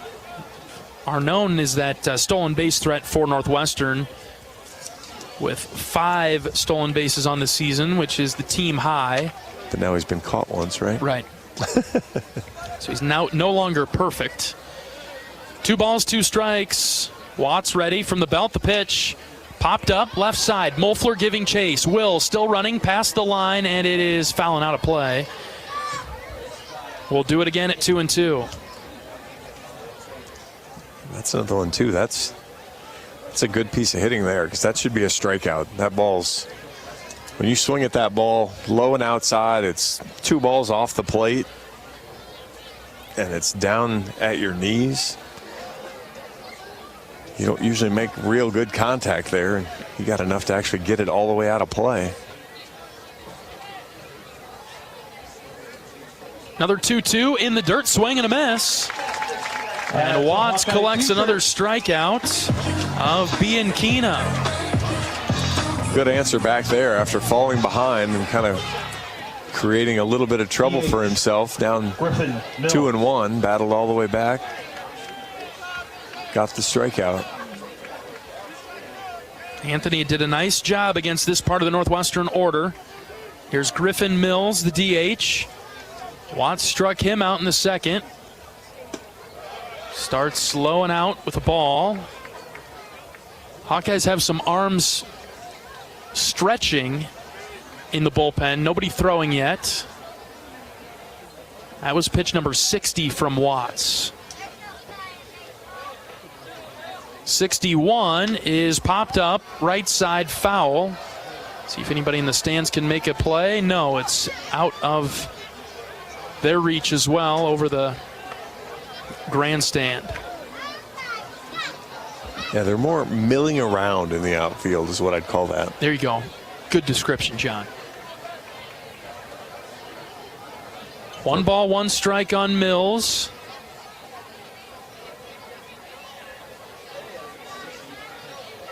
Watts with a close play over to first. They make you think that Arnone might be going. Oh, he had him. He flinched. Anthony didn't give him the fastball over there, but I'm not sure Davis Cobb can see the fastball over there either. Looking right into the sun. Arnone straddling the cut of the grass at first base. Watts will throw it over again, and this time he's able to get back without a dive. Northwestern third base coach rifles through the signs as he's got him over there. Are they going without the wristband, John? I don't think there is one. He flashed him.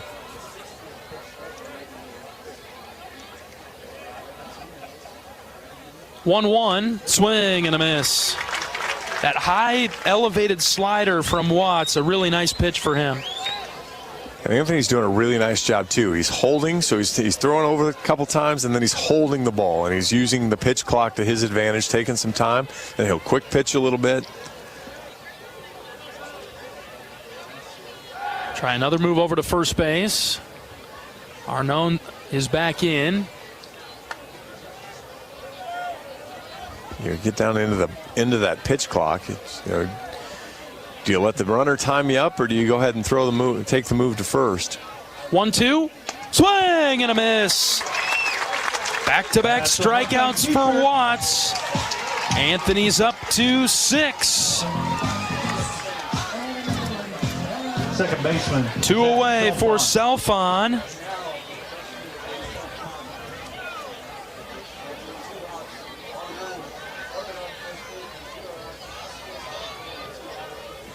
Anthony's career high in strikeouts is 9 from earlier this season. He's at 6 right now. First pitch, low and out to Selfon, who he got to fly out to left to end the second inning.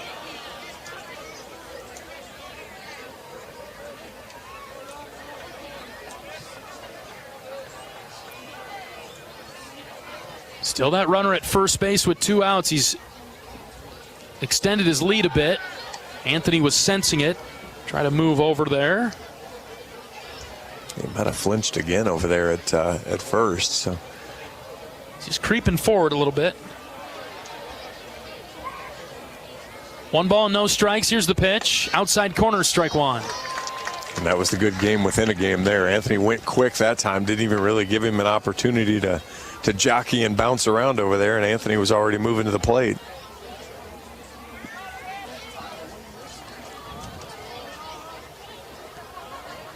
A little bit of a shorter lead at first base. 1-1 from Watts. He takes off. The pitch is outside. Throw to second.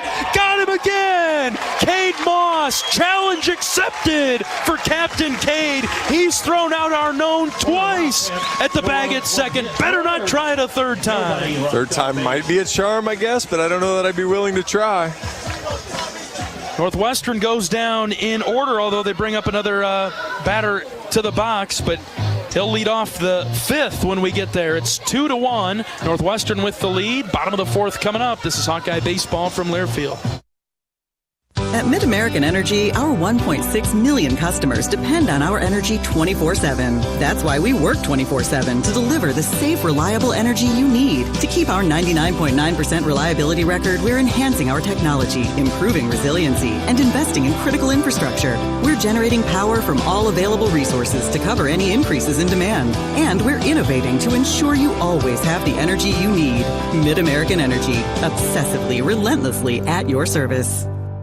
Hi, it's your friend, social media. You know, where I showcase the cool life of sports stars and friends. But don't fall for the editing and good lighting, because we all have struggles and challenges, like with alcohol or drug use, gambling, or our mental health. You know, talking about it is a sign of strength. Maybe you don't know who to talk to? Your Life Iowa can give you resources or treatment options. Get free 24/7 confidential support. Call, text, or chat online at yourlifeiowa.org. A message from Iowa HHS.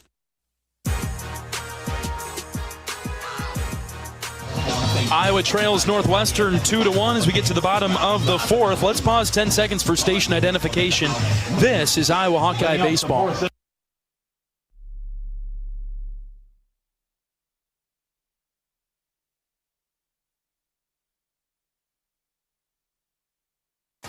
Michael Seegers, Will Moeffler, and Ben Wilmus are up for the Hawks. Luke Beneke continues to pitch for Northwestern. Siegs takes a strike. Inner third, start his at bat. Michael hit it well to center in the first, but it was caught by Arnone, who's been active out there defensively. He's been inactivated on the base paths. Here's a ground ball up the middle. Second baseman backhand stop from the hole. Long throw to first, not in time. Michael beat it out. A leadoff single for the Hawks in the 4th. Another one of those funny game things. Michael hits it 1-0 whatever and makes an out. Hits it 71. Rolls it through the middle. Once he got it past the pitcher, there was no chance that he was going to get thrown out at first. Will handles the bat well. See if maybe Iowa goes with a little short game here. Markinson throws well, so it's not he's not an easy guy to run on. I like what you're thinking, John. Moeffler has some options here. Markinson probably Northwestern's best player. First pitch to Moeffler, slider low and out. Will had worked a 3-0 count before. Beneke came back with a strike and then got Moeffler to ground out hard to third base. A laser. Yeah. You don't know movies, you don't know that. I don't, but 1-0 to Will is a strike, 1-1. Ooh, it's Kyle's high strike again. See, the one problem, John, is if you're going to hit me with a movie one-liner and we just generally say I don't know movies, and then it's from a movie that I've actually seen. Austin that would Powers? Be, okay, no, I haven't. No, okay, good. Right. I'm absolutely horrified that it's going to be from one that I've seen. 1-1, Moeffler popped it up over the Iowa dugout. And about 5 rows back, and a fan brought their glove today, made the catch. Nicely done. Turns, looks around. There's 110 little leaguers here. You got a bunch of people. That's what I'm hoping for. He's holding on to it for now.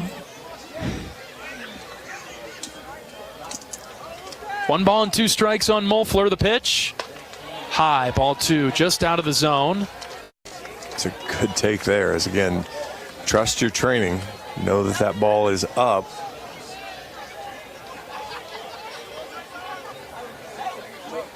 Nobody out for Moeffler. Runner at first is Seegers. Hit on the ground, through into left field. Seegers around second. He'll stop right there at the bag. Moeffler with an uppercut swing sent it on the ground in between short and third, and the Hawks have 2 on and nobody out for Ben Wilmus. 2 seeing eye singles. Michaels wasn't as hard hit. Will got enough of that one. 95 moves it in the 5-6 hole. Now let's see if Iowa plays any short game here. Boy, especially with Cade Moss on deck, who's been doing a really nice job for Iowa offensively ever since his more consistent return to the lineup. I again like what you're thinking here. Ben is one of the perfect players to try the bunt. We'll see what the Hawks elect to do. Third baseman's thinking so. Bianchina in front of the bag. Ben with the bat on his shoulder right now. Try and move to second base. Michaels back to the bag before the throw even gets there.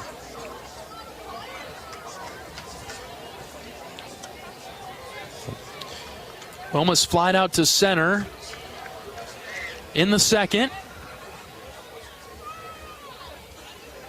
He bunts it right back to the pitcher. The pitcher comes off the mound to pick it up, throws to first, and just in time. Wilmus was flying down that line. Nicely done. Ben Wilmus with the sac bunt. That's a heck of a play by Selfon because he is late getting to the bag. And he's able to make that catch on the move, looking into the sun, and still get his foot on the bag before a half beat before Wilmus. He had no time to get set up, did he? No, there was no I'm going to stretch and help you at all. It was, I don't know. I mean, they must have had Ben shaded up the middle in case he swung away. But, boy, he had a long way to go, and his first baseman abandoned the bag. Cade Moss in the box for the Hawkeyes, batting in the 9 spot today, singled in the second.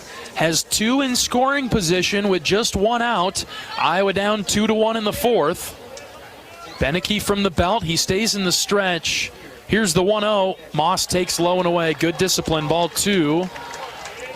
Go ahead, John. No, you go ahead. I was just going to say Northwestern's got a couple of their staff members leaning out in front of the dugout, checking on their reliever in the bullpen who's getting loose. Got another right-hander throwing down there. Moss with a hitter's count. 2 balls, no strikes with 1 out. The pitch to Cade. Took it for a strike on the outer edge. That's fine. That's a good take.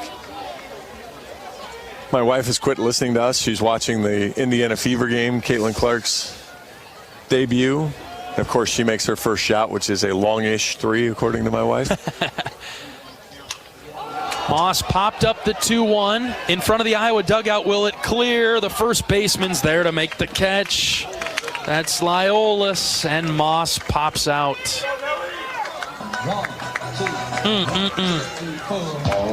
Really good pitch there. Off speed, inner part of the plate. We might have a pitching change here. I don't know who pulls the trigger for Northwestern. This is just a one-on-one meeting between their pitching coach and Beneke, the pitcher. The pitching coach even kind of shook off the catcher to keep him behind the plate at home. So it might be more of a, hey, here's how we're going to attack this guy. If you miss him, we'll leave it for Tello. Today's game sponsor is University of Iowa Healthcare. University of Iowa Healthcare offers you a shortstop for your same-day healthcare needs. Try one of our convenient quick care or urgent care locations where we can take care of a routine illness or minor injury before sending you on home.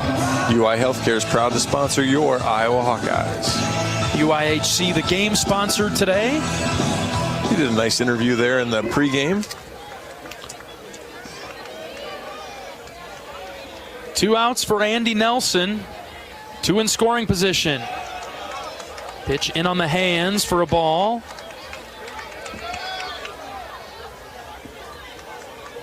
Andy's 0 for 2 this evening. Yeah, I would expect a very specific attack mode here. Ooh, called a strike. Oh, that is the first one where we've gotten way out of the zone. And of course, it happens in this situation. Ooh. Don't want to extend it that far outside. 1 ball, 1 strike on Nelson. The pitch to Andy. Took it again with a breaking ball. That's in the zone for a strike, 1-2. And that's up in the zone. Opportunity for Iowa with runners at second and third. But Benecke's done a nice job. 1 ball, 2 strikes with 2 outs. The delivery to Nelson. Outside, ball 2. That is really good from Andy after a couple pitches. But now, last time he did the same thing. He was up and away, and they busted him back inside and got him to swing and miss. Andy is choked up on his bat, trying to shorten his swing. Here comes the 2-2. Outside again, ball 3. Raider Tello on deck if the Hawks can get to him. If Andy can find a way on. Iowa down 2-1. Bottom of the 4th. Nelson back in the box. Benecke back on the rubber. Here comes the 3-2. Swing and a miss. Beautiful changeup from Benecke. Northwestern certainly fired up. No errors. 2 left on base. As they get out of the jam in the 4th. Still 2-1 Northwestern. We'll bring you the 5th right after this. This is Iowa Baseball on the Hawkeye Radio Network from Learfield. Even the simplest act can set a chain of good in motion. Like choosing Delta Dental of Iowa for your dental and vision insurance. Because we invest in your community.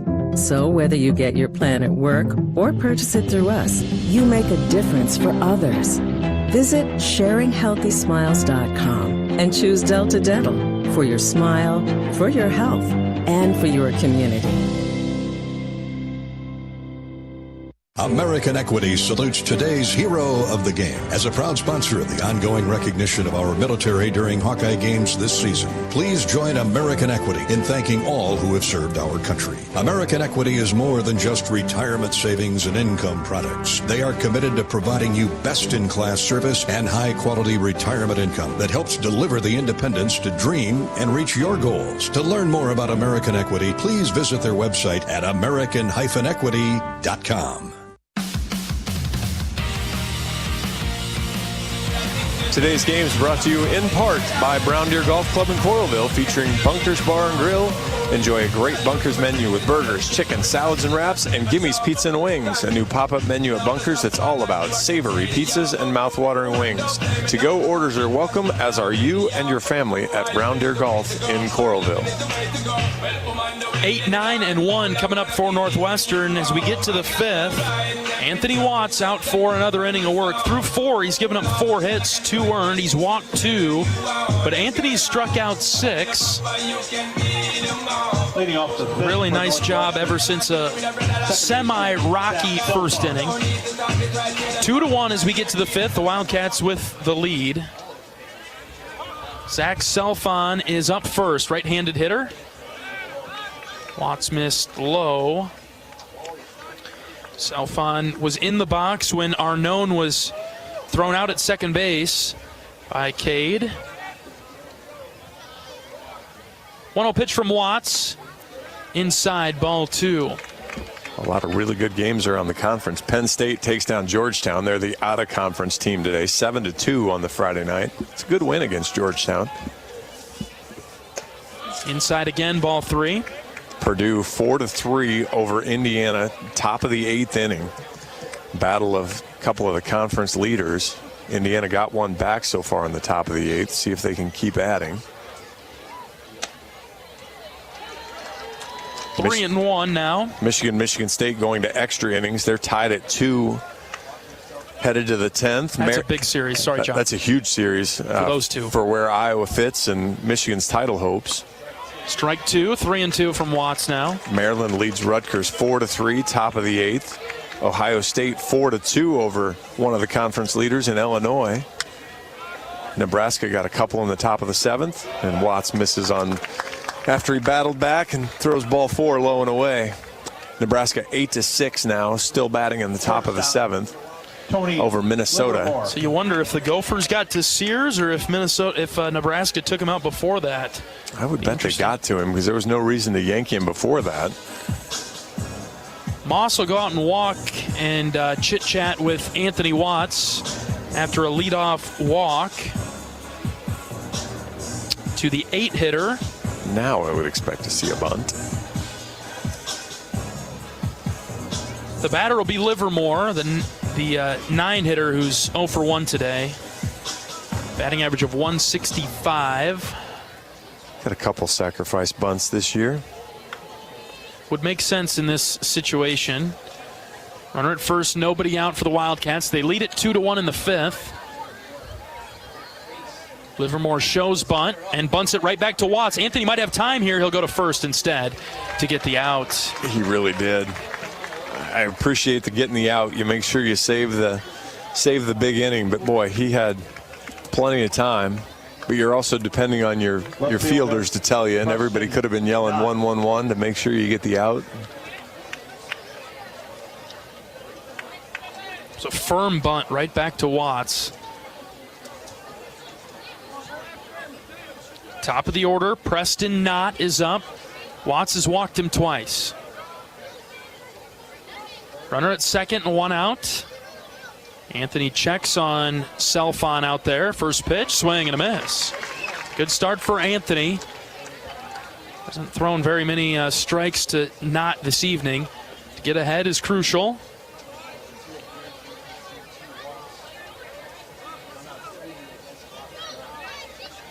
No balls and a strike. The pitch from Anthony is high, right below the eyes.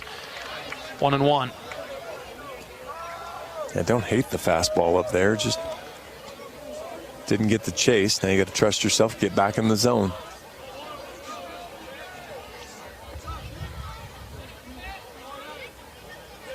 Watts with a longer pause, the 1-1. Strike 2.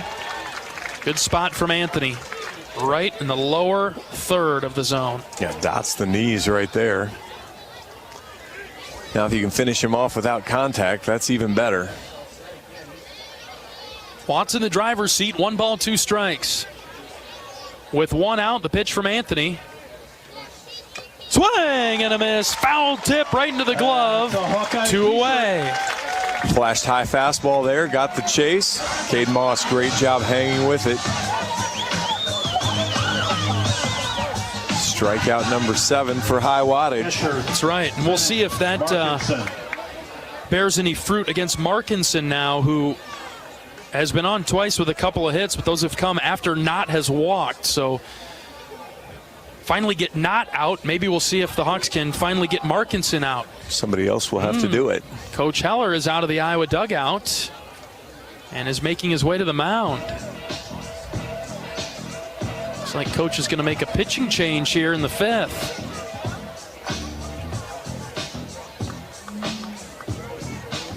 Watts is walking off the mound. That'll do it for Anthony. A new pitcher coming into the game for Iowa in the 5th inning. It's 2-1 Northwestern. We're back right after this pitching change break. This is Hawkeye Baseball from Learfield. Nestled on the rolling greens of the iconic Finkbine Golf Course, Bumps Restaurant is open to the public year-round. Whether you're swinging by after a round of golf or just in the neighborhood, Bumps is your go-to spot for scrumptious sandwiches, shareable appetizers, and mouth-watering pizzas. Quench your thirst with our selection of local craft beers, or let our full bar serve you a refreshing cocktail to toast to your game, or just because it's 5 o'clock somewhere. Our happy hour from 2 to 6 p.m. is the perfect 19th hole. Be sure to follow us on Facebook and Instagram to catch our latest daily specials. And here's a little insider secret just for our radio listeners. Thursdays are not to be missed at Bumps Restaurant. It's BOGO Happy Hour. Buy one, get one free on select beverages from our happy hour menu. Whether you're a diehard golfer or just love a great meal with a view, Bumps Restaurant at Finkbine Golf Course is your destination. We're currently open Wednesday through Saturday. Swing on by today. Bumps at Finkbine Golf Course. Great food, great drinks, and the best views in town. See you at Bumps.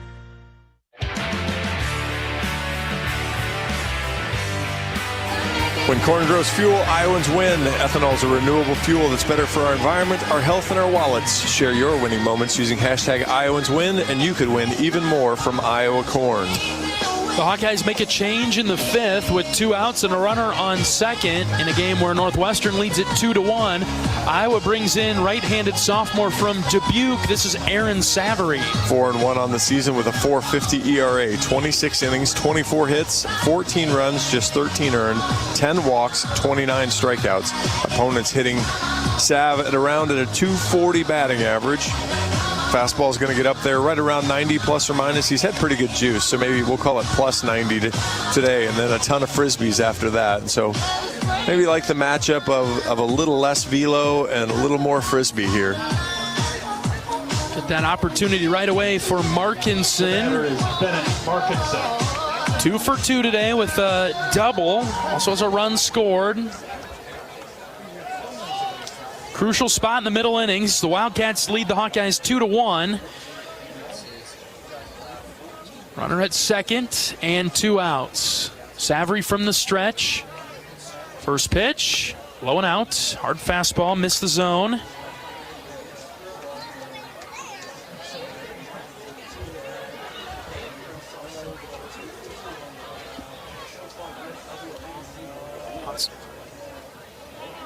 Savory ready from the belt. Long pause, checks the runner at second. The 1-0 pitch, low outside corner. Sharp fastball from Aaron, and that's a called strike, 1-1. Yeah, for a guy that likes the frisbees, 2 good fastballs to open up the at-bat here. That one just dots the outside corner down at the bottom. Keep it down.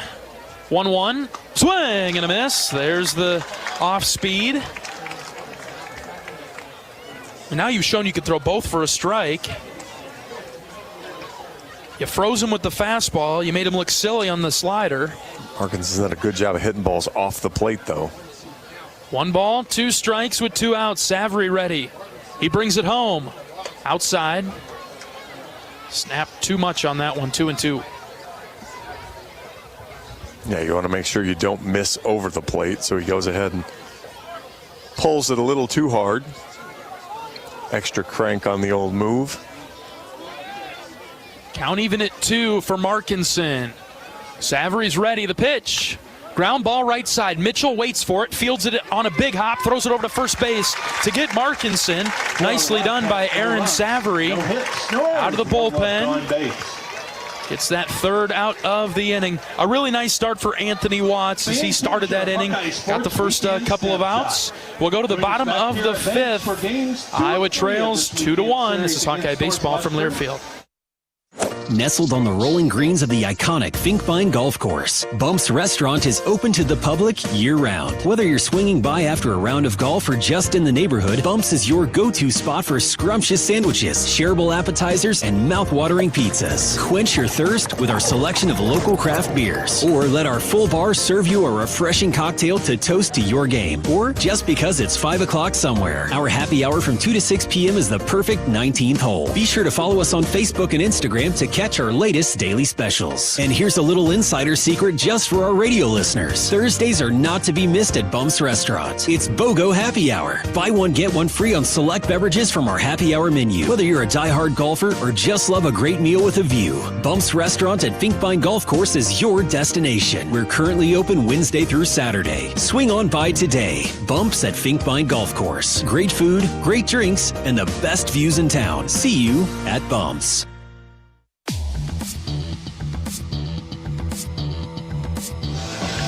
Oak Knoll's mission is to provide exceptional retirement living and health services through Life Care, a not-for-profit life plan community serving the Iowa City community for 57 years. Oak Knoll is conveniently located near the University of Iowa hospitals and clinics, Kinnick Stadium, Carver Hawkeye Arena, and downtown Iowa City. A proud sponsor of Hawkeye Athletics. Visit oakknoll.com to learn more. All right, Northwestern will go with a new pitcher in the bottom of the fifth. They lead this ball game 2-1. They'll turn to Matthew McClure, right-handed senior from Rancho Santa Margarita, California. 3-4 on the season, 14 appearances, including 3 starts with a 5.48 ERA. 47 2/3 innings. He's given up 57 hits, 34 runs. Just 29 of those were earned. Only walked 12, struck out 27. Opponents hitting him around at a .307 batting average. He's going to get the fastball up there around 90. Going to throw a seriously slow curveball that's going to be about 70, and he'll throw a changeup that's closer to 80. But again, he's one of those guys who's going to pitch off the fastball, and then his off-speed pitch doesn't really have great command of it. So see if Iowa can jump on fastballs and do some damage. McClure's made a couple of starts. Coach Heller talked about their rotation. They don't really know how Northwestern will pitch this weekend, but he did note that if their coach Ben Greenspan feels like they're in the game in the middle innings, the middle to late innings, that you'll see one of the better arms, and McClure is one of them. If you remember Penn State last year with the doubleheader, first pitch to Raider Tello's below the knees for a ball. It was, once they got ahead in that first game of the doubleheader, it was let's go win this game. They weren't worried about. They kind of knew we probably weren't going to play on Sunday, but there was no let's see what happens or save the pen. It was Raiders fouled off. Foul in the box, 1-1. It was let's do everything we can to win one game. And with Northwestern right now at 2-13, if you get a chance to win a game, you win the game. If you have to use every good arm you have and you get 10-run ruled on Sunday, who cares? Yep. McClure, tall right-hander, is ready. Here comes the 1-1. Raider took it downstairs, ball 2. Close. Good changeup. Yeah, that was a really good pitch there. Just barely missed on the bottom. McClure kind of rocks back and forth. He taps his left foot, and then he comes set, squats, and delivers the 2-1. Raider chased that, hit it foul, 2-2. Maybe I'm a little too critical. It could have been called a strike down there, but with the last pitch, called a ball. You see if you see something better. McClure's twitchy. Yeah, he's just rocking back and forth. Just can't stand still. Doesn't even have his hand in his glove, then goes up to the glove. And 2-2. Swing and a miss. Fooled Tello with a slow breaking ball. Yeah, and that's how he's going to get strikeouts, is by getting you out of the zone, because he doesn't throw that anywhere near the plate. And unfortunately, Raider fell for it. See if now, as the guys get more looks, if so they get kind of acclimated to what he's got. Because, again, this is a guy that averages 3+ innings an outing, so you could see him out here for quite a while. Davis Kopp will be the next Hawkeye batter. Shift on the infield for Davis. Knocks the first pitch to the Northwestern dugout. The Wildcats occupying the third base line. 5 hits for Iowa, just 1 run to show for it to this point. Trailing Northwestern 2-1. Been a well-pitched game to this point. Don't want to start expanding the zone here, though. That's Tello did, and Davis did there on strike 1. Line drive, and that's through into left. Split the difference between the shortstop and the third baseman. Leadoff single, rather a one-out single for Davis Kopp, his second hit of the game. He's been on 3 times today. And I guess if you can hit it 107 through the 5-6 hole, you can expand the zone a little bit if you want. Catches a fastball inside, gets all barrel on it. Here comes Reese Moore. Reese hit a double in the first. He walked in the third. McClure from the stretch now. First pitch to Reese. Breaking ball. That thing was slower than molasses in the wintertime, and that's a strike. Dropped it in there. So molasses is slower than 69 miles an hour. No, faster than 69 miles an hour. 0-1, check swing. Did Reese hold up? He did not. 0-2 now. Wow. I have no idea what a check swing is.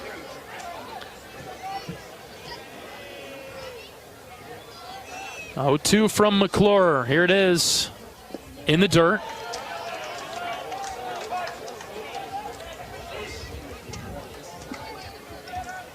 Good discipline there. See if you can bring him back in the zone and do some damage. Well, you'd love to see some Iowa base runners get on against this guy. He's slow to the plate. Kopp probably not running, though. The 1-2. Low and out, 2-2. Michigan State walks off Michigan, 3-2, bottom of the 10th inning. There's a winner. That's a big win in the standings for all three parties. For Michigan State, that's a big win. For Michigan, that's a big loss. And I guess we can think about Iowa, too. That's a significant event one way or another. It doesn't help Iowa any. 2-2. Reese takes high and out, ball 3. Ooh.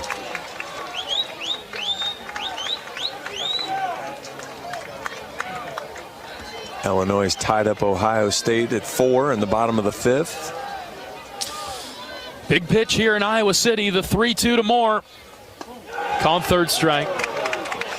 That slow breaking ball is just fooling the Hawks right now. And that's one of those where you decide you're taking it, and if he throws it for a strike, you're. I mean, that's a cap tip there. You don't want to swing over the top of it. But we've talked about it too. If you see that ball pop up, it's probably going to drop in the zone. So slow, you'd think you'd have enough time to change your mind and commit to it, at least foul it off. It's when you see it come straight at you that it's going to drop below the zone, and you don't want to swing at it. When it pops, it's got a little lift right out of his hand. Gable Mitchell's up for the Hawks now with 2 outs. Kopp at first base. 1-0 to Mitchell. Low outside corner, strike 1.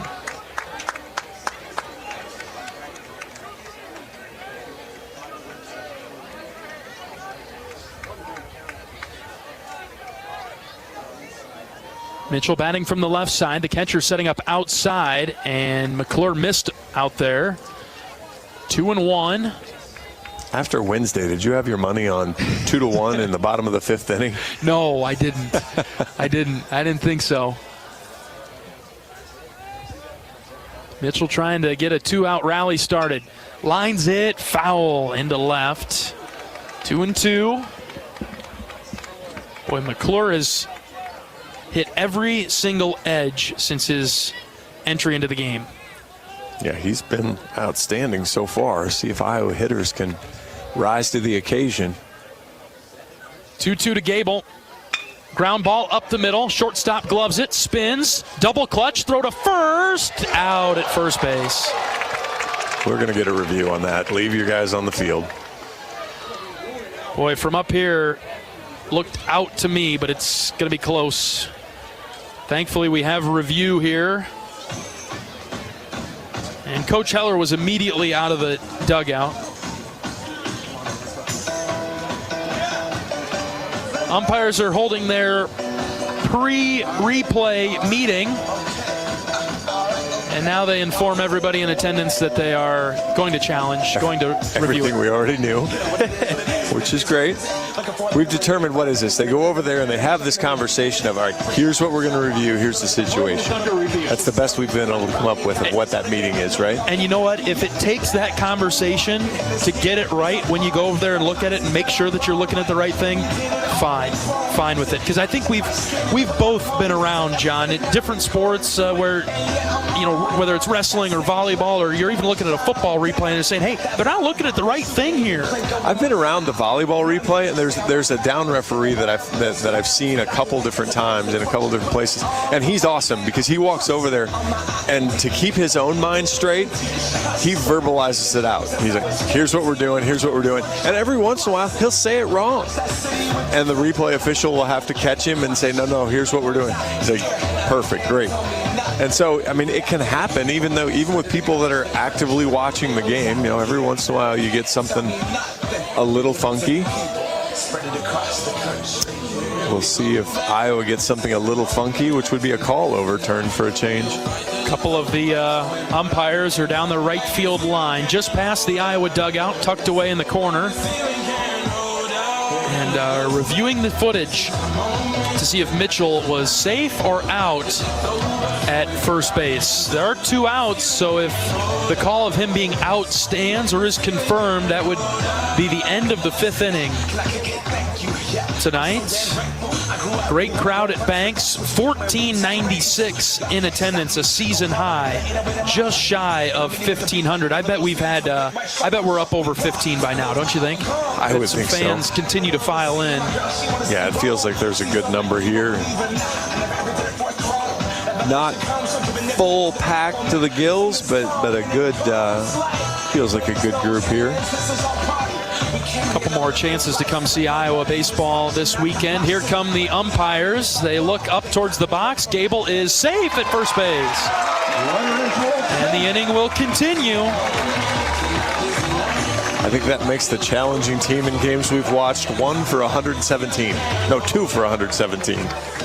Obviously, I'm exaggerating a little bit, but man, you're not exaggerating the 2, John. There have not been many overturned that we've seen in any place, which is a good testament to the umpires and maybe a criticism of the cameras that are options. Well, if they would have consulted Matt Little, the team videographer, his video footage as he just sent it to us, they would have found that Gable was safe also.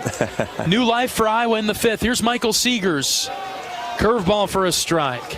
69 miles an hour, up and in.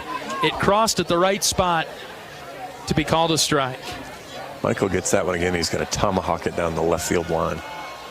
He has a base hit today. I'd love to see another one here with runners at first and second and 2 outs. Michael slapped it foul over to the right. 0-2. Now Seegers has to be ready for anything. That's pretty good sequencing there. You toss the loopy curveball up and in, and then you throw a fastball. It was thigh high, but away. McClure's 0-2. That's high. Michael got the hip started, but held off. And good timing. She saw the fastball. He was on it. He was able to hold off and not chase above the zone. 1-2 now on Seegers. The pitch to Michael. Low. 2-2. He's gone high. He's gone low. He's gone up and in. I'm looking for the loopy curveball here. Hasn't thrown it in a few pitches. He's thrown 3 straight fastballs. Count even at 2. Seegers in the box. The pitch. High. There it was, John, but he had it slip out of the hand. It stayed high, and a full count now. That'll put the runners in motion, give Iowa a chance to certainly tie the game with a single to the outfield. Maybe even take the lead with one kind of in the gap. Iowa fans making some noise. Full count pitch to Seegers. Here it is. Called third strike. Low and outside corner. And Michael is the 3rd out of the inning. That is terrible. What a pitch to punch him out on. That is just so bad. That one hurts. We're through 5 in Iowa City. Northwestern still leading 2-1. This is Hawkeye baseball from Learfield. Hi, I'm Gary Dolphin, and if you want your home to be exceptionally comfortable during these cold Iowa winters and hot, humid summers, you need to turn to Dave Lennox and your local Lennox home comfort specialist. Lennox has been serving Iowa consumers since 1895, when Dave Lennox built his first furnace in Marshalltown, and Lennox is still building its high-efficiency furnaces and air conditioners there today. For the best home comfort system you can buy, it's Lennox and your local Lennox dealer. Lennox and the Hawkeyes. Now there's a winning combination. How do you become America's best-selling brand? Let's break it down. Innovative tech means smarter and safer driving. Intelligent all-wheel drive will keep you ready for anything. And built Ford tough trucks will always get the job done. Plus, come into your local Ford store today and get super low APR financing, big cash back, and great lease offers on Ford's full line of cars, trucks, and SUVs. That's Ford, and that's how you become America's best-selling brand. Sales claim based on calendar year sales.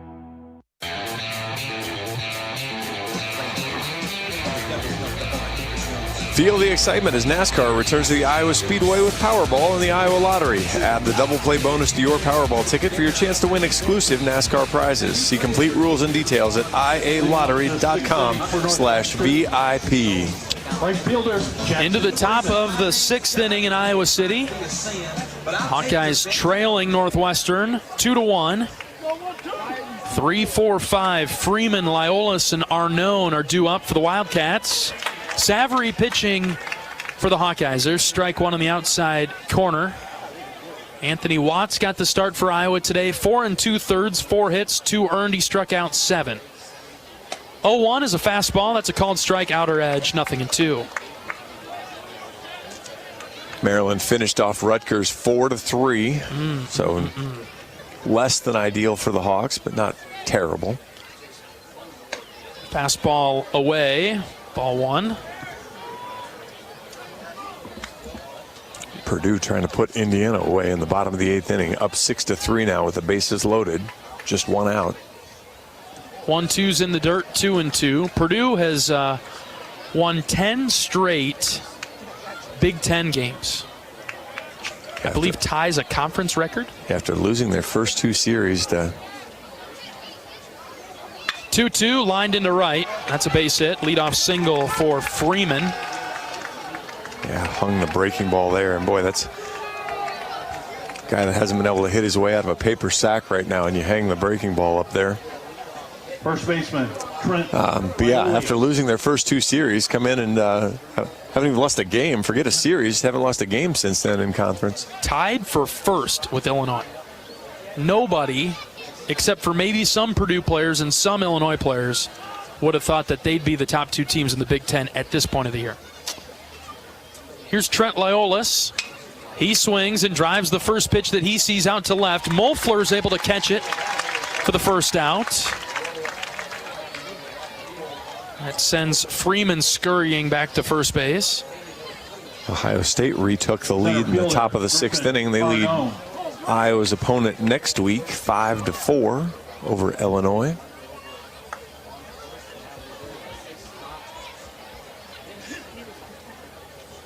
One out for Griffin Arnone. Another left-handed hitter. This is 3 in a row for Savory to face in the 6th. Fastball for a strike. Good start from Savory. Yeah, Purdue was 1-2 after opening weekend, after Iowa got them. That's right. 2-4. Actually 1-4 at one point, and then won the last game of that series to avoid getting swept. And that started a heck of a run that I think they started the Rutgers spiral, didn't they? I think so. And they could culminate, or they could finish tonight with them being alone on top of the Big Ten. Wow. No balls and a strike on Arnone. The pitch from Savory's in the dirt, smothered by Moss.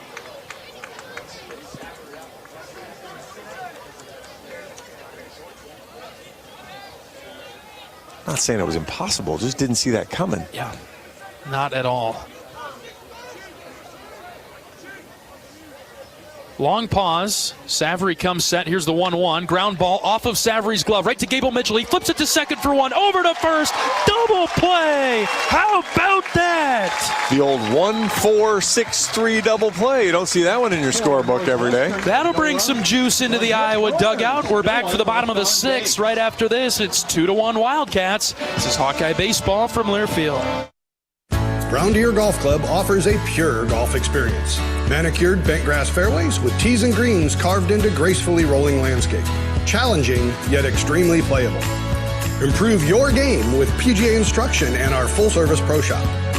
Treat yourself to Bunker's Bar and Grill for lunch or dinner. And our scenic Greenview Banquet Room is perfect for weddings or any special event. Brown Deer Golf Club, a stunning country club setting at affordable public rates. Tickets are on sale now for the Hy-Vee IndyCar Race Weekend Concert Series. Saturday, July 13th, see Luke Combs and Eric Church. And Sunday, July 14th, see Post Malone and Kelsey Ballerini. 5 in concert. 1 ticket per day gets you into a race and 2 concerts. Tickets on sale now at IndyCarWeekend.com.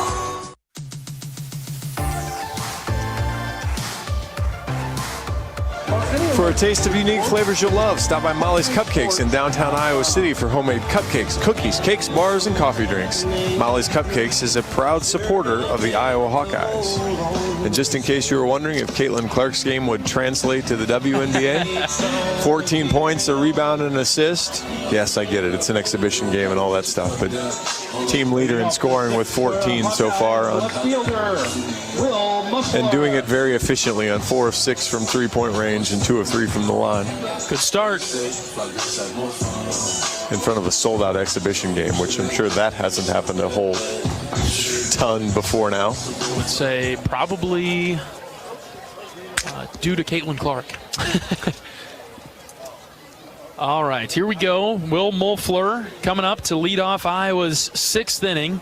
Game's moving right along. Wow. Much different than Wednesday night, thank goodness. It's 2-1 Northwestern.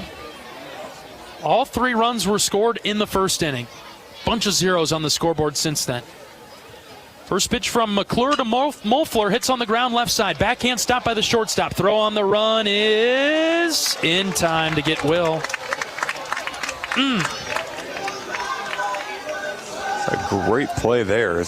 Long throw, used the turf to his advantage. Didn't try to get it there, just got it on line.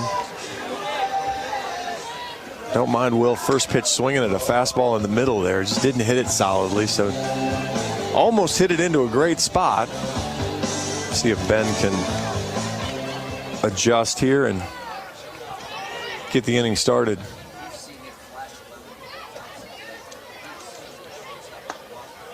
Takes strike one. Wilmus hasn't reached today. It's 0 for 1, but laid down a nice sacrifice bunt. Last time up in the 4th. The windup in the pitch. Outside corner, strike 2. Nice to get Ben going down this home stretch. Going to need him. Yeah, I mean, chance for him really, too, to kind of solidify why coach should pencil him into the lineup every day. 0-2. Hit well into the gap in right center. This will carry well. The right fielder puts his hand up. He's able to catch up to it and make the grab for the second out. Yeah, I thought he hit that really well, but just the catcher, just kind of missed the sweet spot of the barrel. 98 off the bat. Got a fastball though right in the middle of the plate on 0-2. Iowa going down quickly in the 6th. Cade Moss will look to get things going with 2 outs. Cade singled in the 2nd, popped up in the 4th. Iowa down 2-1. Moss will take a strike on the inner half. Yeah, that pop up in the 4th was runner on 3rd, less than 2 outs.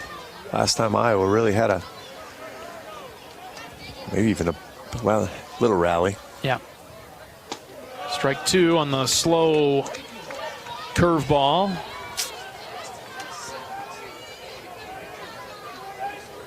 Boy, McClure, the scouting report is off-speed command is iffy. He has commanded it perfectly tonight.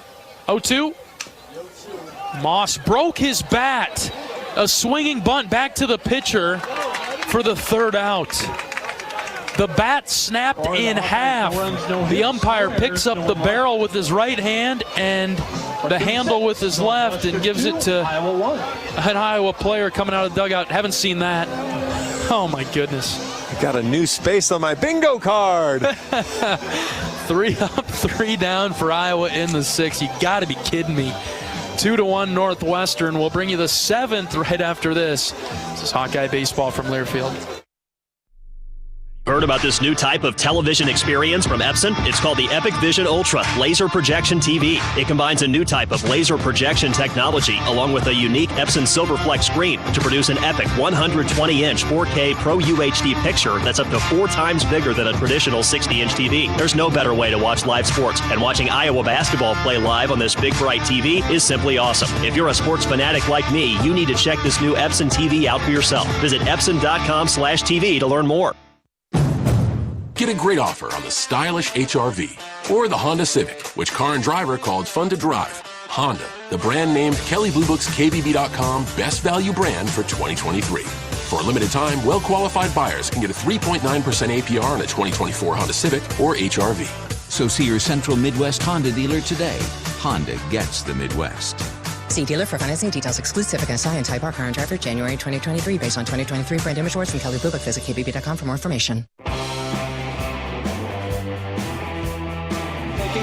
As a proud sponsor of the Iowa Hawkeyes, U.S. Cellular wants you to make the most of today by choosing game day traditions first and scrolling later. U.S. Cellular, built for us.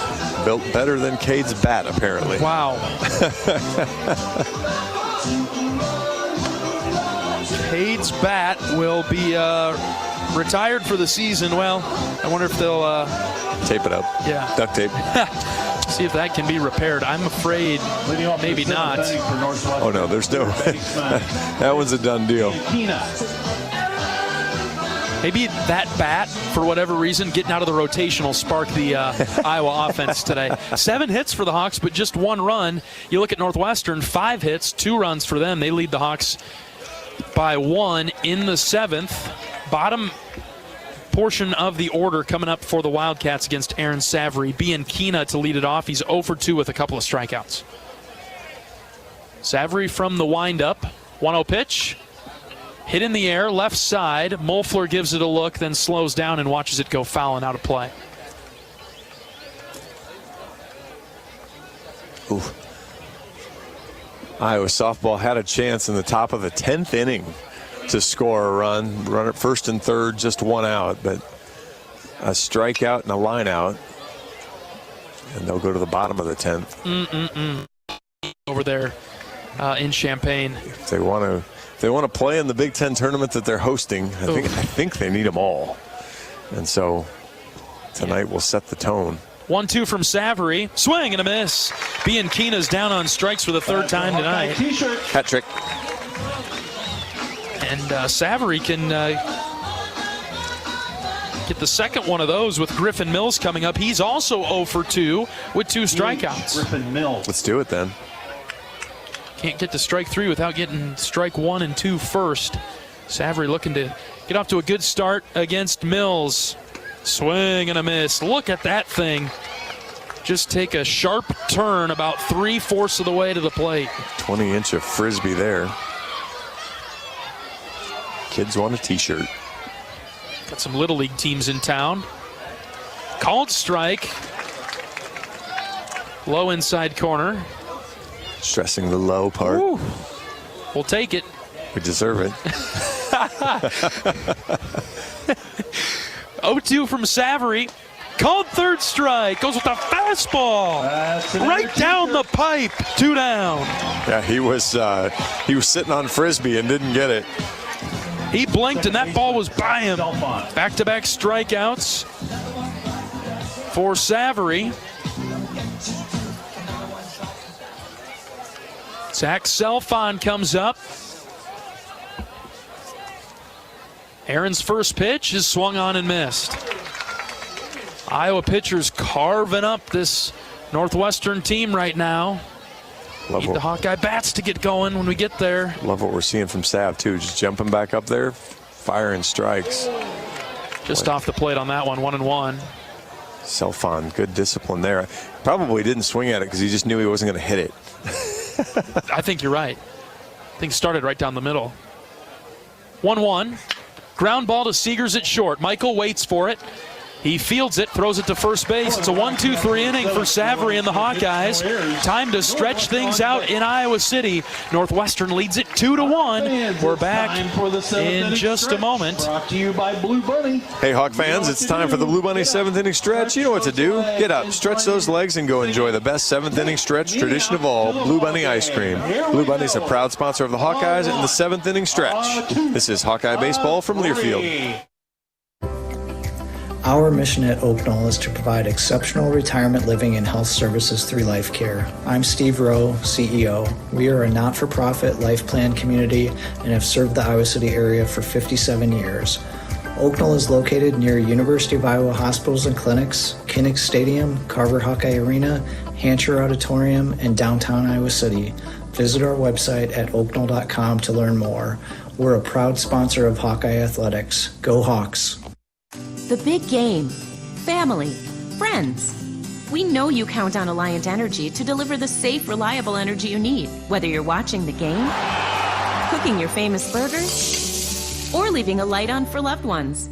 For us, it means going beyond the expected to make sure we're planning for the energy you need today and tomorrow. That way you can keep your eye on the ball and focus on what's most important to you. Find out more at alliantenergy.com/poweringbeyond.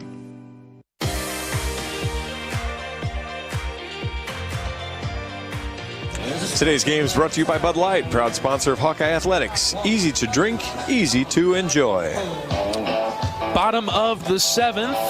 Northwestern leads it 2-1. Top of the order coming to the plate. This is Andy Nelson. John Evans and John Leo with you from Iowa City. It's our pleasure to bring you coverage of Iowa Hawkeye baseball tonight. It's been a well-played game. Iowa losing is the only issue that we have with it to this point. Nelson will get a look at McClure. First pitch to Andy is low, but called a strike. Right on the edge. Andy's hitless today. Everybody's shifted over to the pull side, to the left side to defend Nelson. The 0-1. Swing and a miss. He chased that slow curveball outside. See what adjustment Andy can make here. Maybe crawl up a little closer to the plate. 0-2. Laid off that time. Low and out for a ball.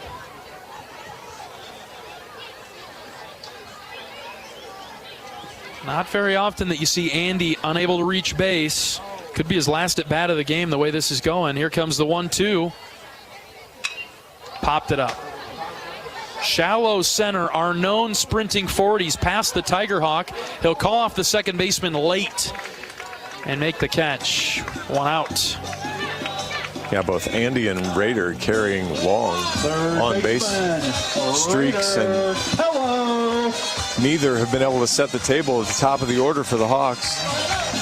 Purdue finishes off Indiana 7-4. So Purdue has held serve on their side. See if Illinois can come back trailing Ohio State 6-5. Tello takes the curveball for a strike. Wasn't expecting that right off the rip. High strike, too. You know Rader's eyes just lit up when he saw it, but couldn't commit to it. 0-1 from McClure.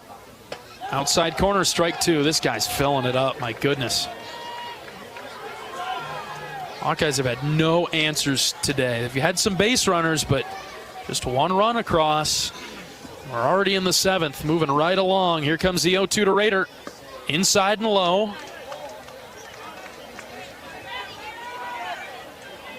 Yeah, the problem is Iowa, 7 hits, but 3 of those have come with 2 outs. And so you're just not creating any traffic, just 1 for 7 getting the leadoff guy on base.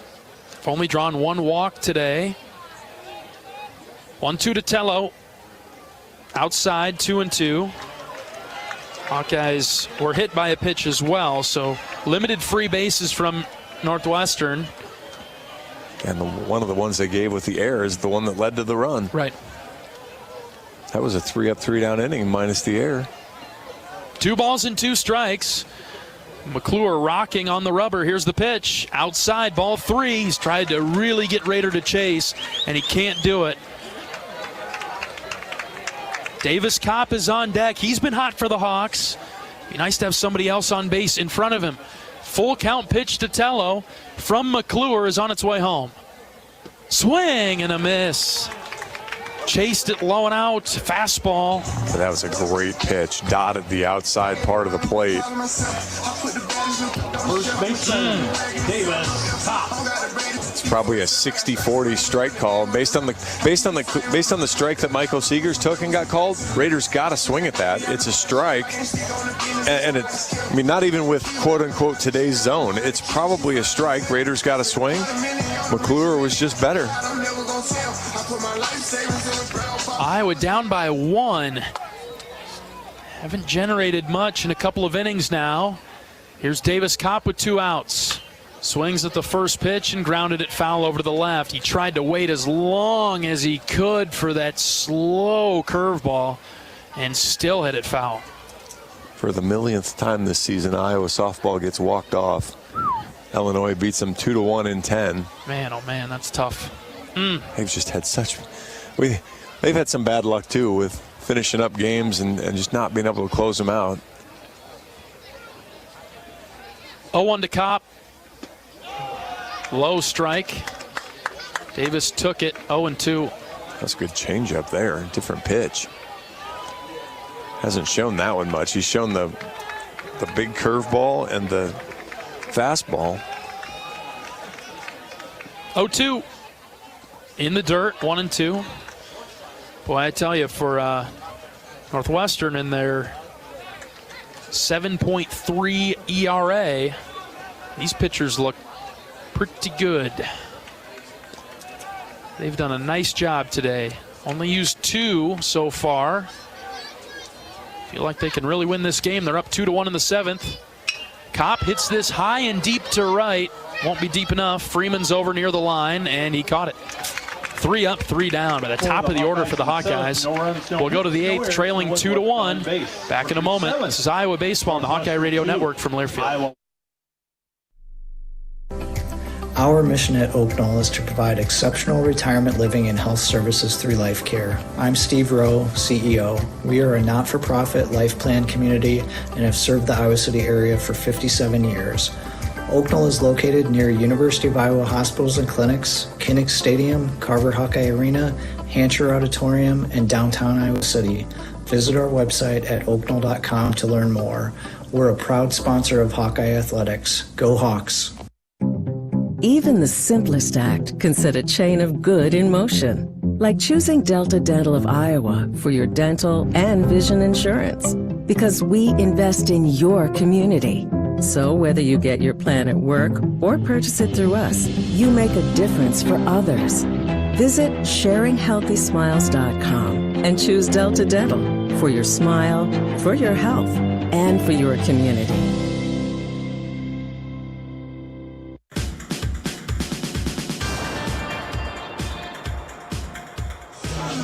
Oh, was it? Top of the 8th, Northwestern leading Iowa 2-1. Let's pause 10 seconds for station identification. This is Iowa Hawkeye Baseball.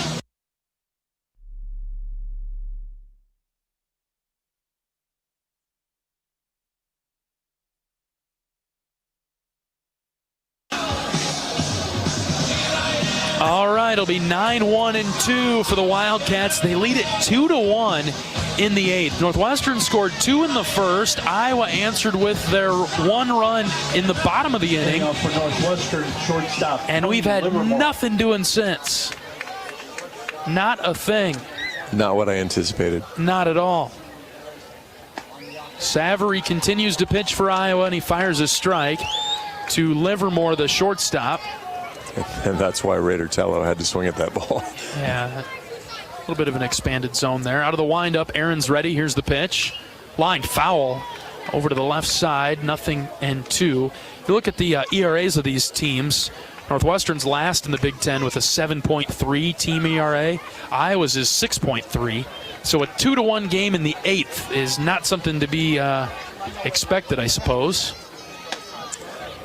But I was looking through their Friday games in conference. They lost to Nebraska 5-2. They lost to Penn State 8-4. They beat Maryland 6-5 and 10. Oof. Nice pitch from Savory, missed low and in. They lost to Illinois team. They lost to Illinois, a team that can just flat rake it. They lost 5-3 on Friday night. So, you know, it's not that they certainly haven't been bad on Friday night. 2-2. Line drive and down for a base hit in front of Moeffler and left. Livermore batting .165 on the season. Has a base hit to start Northwestern's 8th inning. Preston Knott. That was a great at-bat for a guy with that batting average. Yeah, really nicely done. Took a 1-2 pitch that was really, really good, and then just took that and lined it. See if Northwestern tries to sneak in another run here and bunt with the top of the order. Iowa's had their chances offensively, but have done such a great job holding Northwestern in check after allowing the 2 runs in the first. Top of the order, Preston Knott is up. Junior from Arlington, Texas. Bats from the left side. It's been a tough out. And Livermore's 4 for 4 stolen bases, so I know Arnone was 5 for 5, and that didn't work out, but see if maybe they put him on the move that way. Showed the bunt that time, and Savory hasn't given anything worth bunting or hitting. With Susan Nelson. Susan Nelson, please come to the third base side of the press box. 2 balls, no strikes. On the top of the Northwestern order. Livermore at first base. Savory's pitch. Outside again. He's trying to bunt it, Aaron. Had a few sacrifice bunts for the Wildcats today. Not as visually intimidating. He's just a hard guy for Iowa to throw strikes to. Just tough. 3-0. There's a strike. Inner half, 3-1. Did strike him out last time. Be a nice way to come back here for Savory. Hawks need it. Don't want to put any more pressure on base. 3-1 is called a ball high and out. And a single and a walk have made things interesting. Boy, not the guy you want to set the table for. Bennett Markinson, Northwestern's best hitter, comes up. Catcher. Hawkeyes have some activity in the bullpen. Jack Young getting loose. Coach McGrath is out of the Iowa dugout to go talk with Savory. At the game or at home, Wimmer's premium quality hot dogs and sausages will score with family and friends. Take the highest quality beef and pork and you get the best tasting hot dog. Wimmer's, the official hot dog of the Hawkeyes. This is sort of one of the situations you're fearful of, where the pitching staff does a nice job to hold off as long as possible. And before the offense can get going, the opponent presents danger like they're doing right now with runners at first and second and nobody out for Markinson. Yeah, such an interesting year. The 3 pieces, fielding, hitting, and pitching, or fielding, hitting, and pitching have just so rarely all 3 come together in a game for Iowa this year. Looks like Savory will pitch to Markinson. Runners at first and second, nobody out. 2-1 Wildcats in the 8th. First pitch from Savory, ground ball to short. Seegers flips it to second for 1. Over to first, double play. Yes! Really good execution there. Sav threw the fastball, a little cutter, but it was down. Might have got a little lucky because he left it in the middle of the plate. 103 was right at Seegers. Jackson. Not out of the woods yet. The runner, Livermore, gets to third, but with 2 outs, a little bit less dangerous. As Freeman comes to the plate. I mean, Freeman singled in his last at-bat, but this is a guy hitting 185 in conference. Strike 1, a swing and a miss. Keep it out of the middle of the plate. Stay out there. And you should be able to retire him. Savory from the windup. Here's the 0-1. Low and in. Decent spot from Sav. Just missed the mark. Oh, outstanding pitch there. Brought it to the inside part of the plate on the left-handed hitter, but just missed below the knees. 37 strikeouts for Freeman coming into the game. The 1-1. High and tight. Ball 2. Freeman crowds the plate a bit. Yeah, that was a strike in some worlds. Savory will try again. Here comes the 2-1. Ball 3, just low. Liolis is on deck. like to take that momentum of the double play into your dugout. 3 balls and a strike. Aaron from the windup. Strike 2. Inner part of the zone with a nice fastball. Iowa fans getting behind Savary as he climbs on the rubber. 3 balls and 2 strikes. Here's the pitch from Savary. Lost him. Low and in. Ball 4. I'm not sure he's too worried about that. That was a lot of fastballs to a left-hander. I just think he didn't want to lose the breaking ball there. First baseman Trent Laiolius. Got the hitter here now, 207. Problem is with this Northwestern order at this moment, it's all lefties the rest of the way, at least hopefully the rest of this inning. Laiolius is a lefty. Arnone on deck is a lefty. Runners at the corners and 2 outs. Savary goes from the stretch now. Kicks and delivers. Grounded foul to the Iowa dugout. Yeah, if you're going to get out of this unscathed, you're going to have to get a lefty out. That's right. Basically what you're getting at. But again, this is a guy here that swings a little bit more. So again, if you just don't leave that spinner up in the zone, he'll help you out some. 0-1 line drive, base hit into center. 3-1 Northwestern. That's a fastball, 2 balls off the plate. They've been hitting them all game. Can't believe it. I mean, that's a good pitch from Aaron. That's not a strike. And he goes up and just lines it. That's 96 back up the middle. I mean, that is a good plan of attack from Aaron, and gets punished for it, basically. 2 outs for Arnone. The Wildcats add to their lead. It's 3-1 in the 8th. Savary from the stretch with runners at first and second. Swing and a miss. Good start against Arnone, who has a couple of hits today.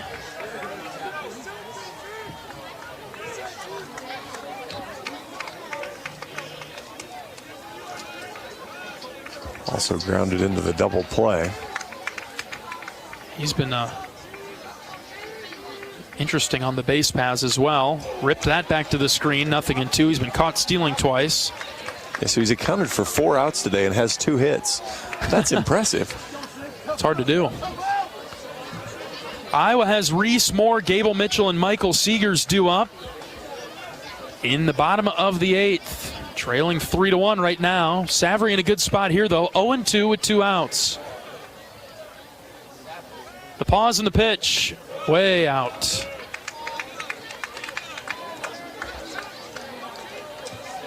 Hit totals are even at 7 now. Yeah, but the 2 2-out RBIs by Northwestern, and they've only left 3 runners on base. Just outside. Missed the edge. 2-2. Crowd gets fooled by Cade Moss. I don't even know what that person said, but they said it with passion. They did. They sold it hard. All right, time to bring it back in the zone. Get this guy. The 2-2. Dropped it low and out. Ball 3.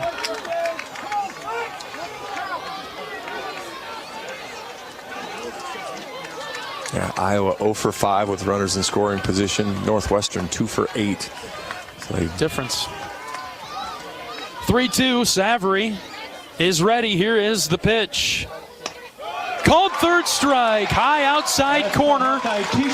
Arnone is down for the 3rd out of the inning. 1 run for Northwestern. They lead it 3-1. We'll be back for the bottom of the 8th right after this. This is Hawkeye Baseball from Learfield.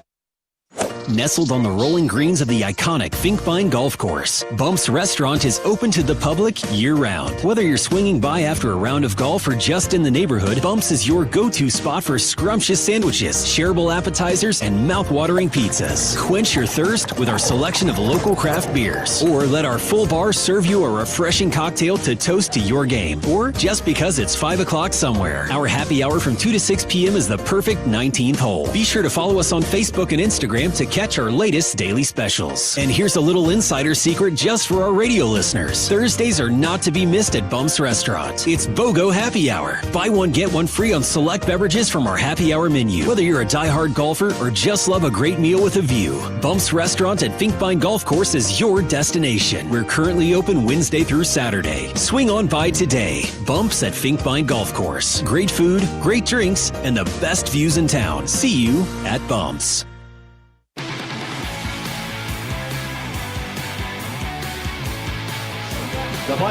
Reese Moore, Gable Mitchell, and Michael Seegers will be up for the Hawkeyes in the bottom of the 8th. Some work to do, trailing Northwestern 3-1. McClure has come out of the bullpen, and he's arguably been better than their starter today, who did just a fine job for the Wildcats. Yeah, who was pretty darn good as well.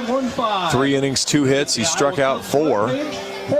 Faced 11 batters, 45 pitches in 3 innings, 30 of those for strikes. Leading off for the Hawkeyes, designated hitter. Beneke was 4 innings, 5 hits, a run. It was unearned. A walk and 2 strikeouts. Did hit a batter. He threw 64 pitches and 39 of those were strikes. So Reese Moore will lead things off. Almost exactly the pitch that Arnone got punched out on. Unreal, yes. Maybe a breaking ball, so it's a little different. 1-0 pitch to Reese. He took it high and out again, ball 2. Sun beginning to set in Iowa City. Lights taking effect on the field. This crowd is just waiting to erupt. The potential energy is there. Can the Hawkeyes break through? Down 3-1 in the 8th. 2-0 pitch to Moore. Took it right down the middle, 2-1. It's a late game take. It's 2-0. Reese probably swings at that in the 2nd inning, but in the 8th inning, down 2. McClure from the windup, the 2-1. Outside corner, strike 2.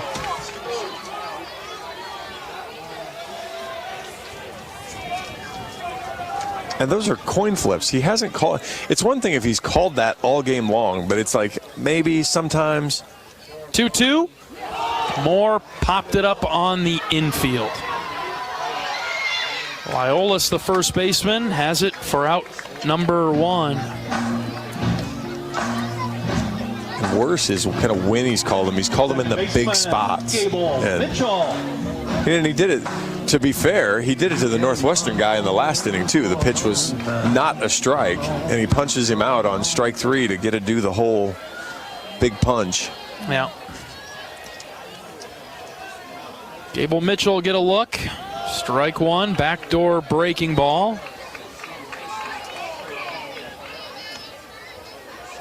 We've seen more high strikes called in this game than we've probably seen all year.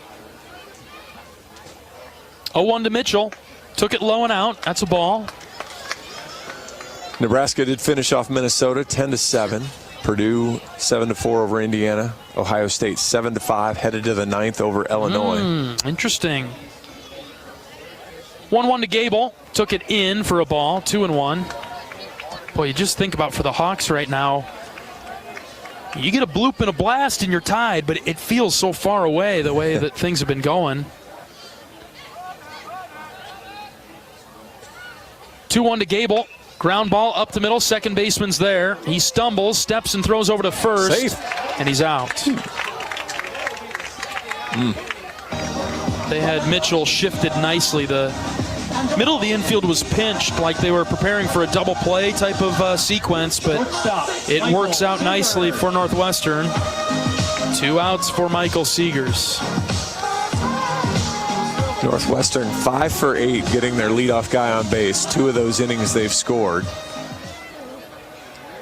Contrast that with Iowa, who's just 1 for 8 getting the leadoff guy on base. Michael Seegers the batter. Curveball up and in. Finally missed with that one.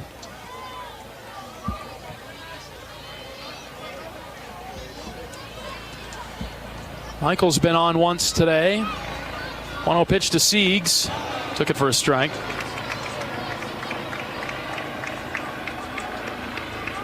We don't need the helicopter pushing the wind down at all right now.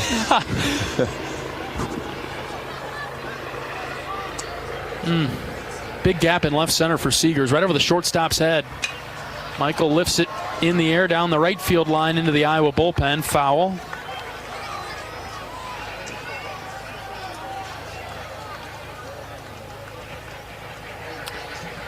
Hawkeyes have gone down 1-2-3 in 2 consecutive innings, hoping to avoid a third here.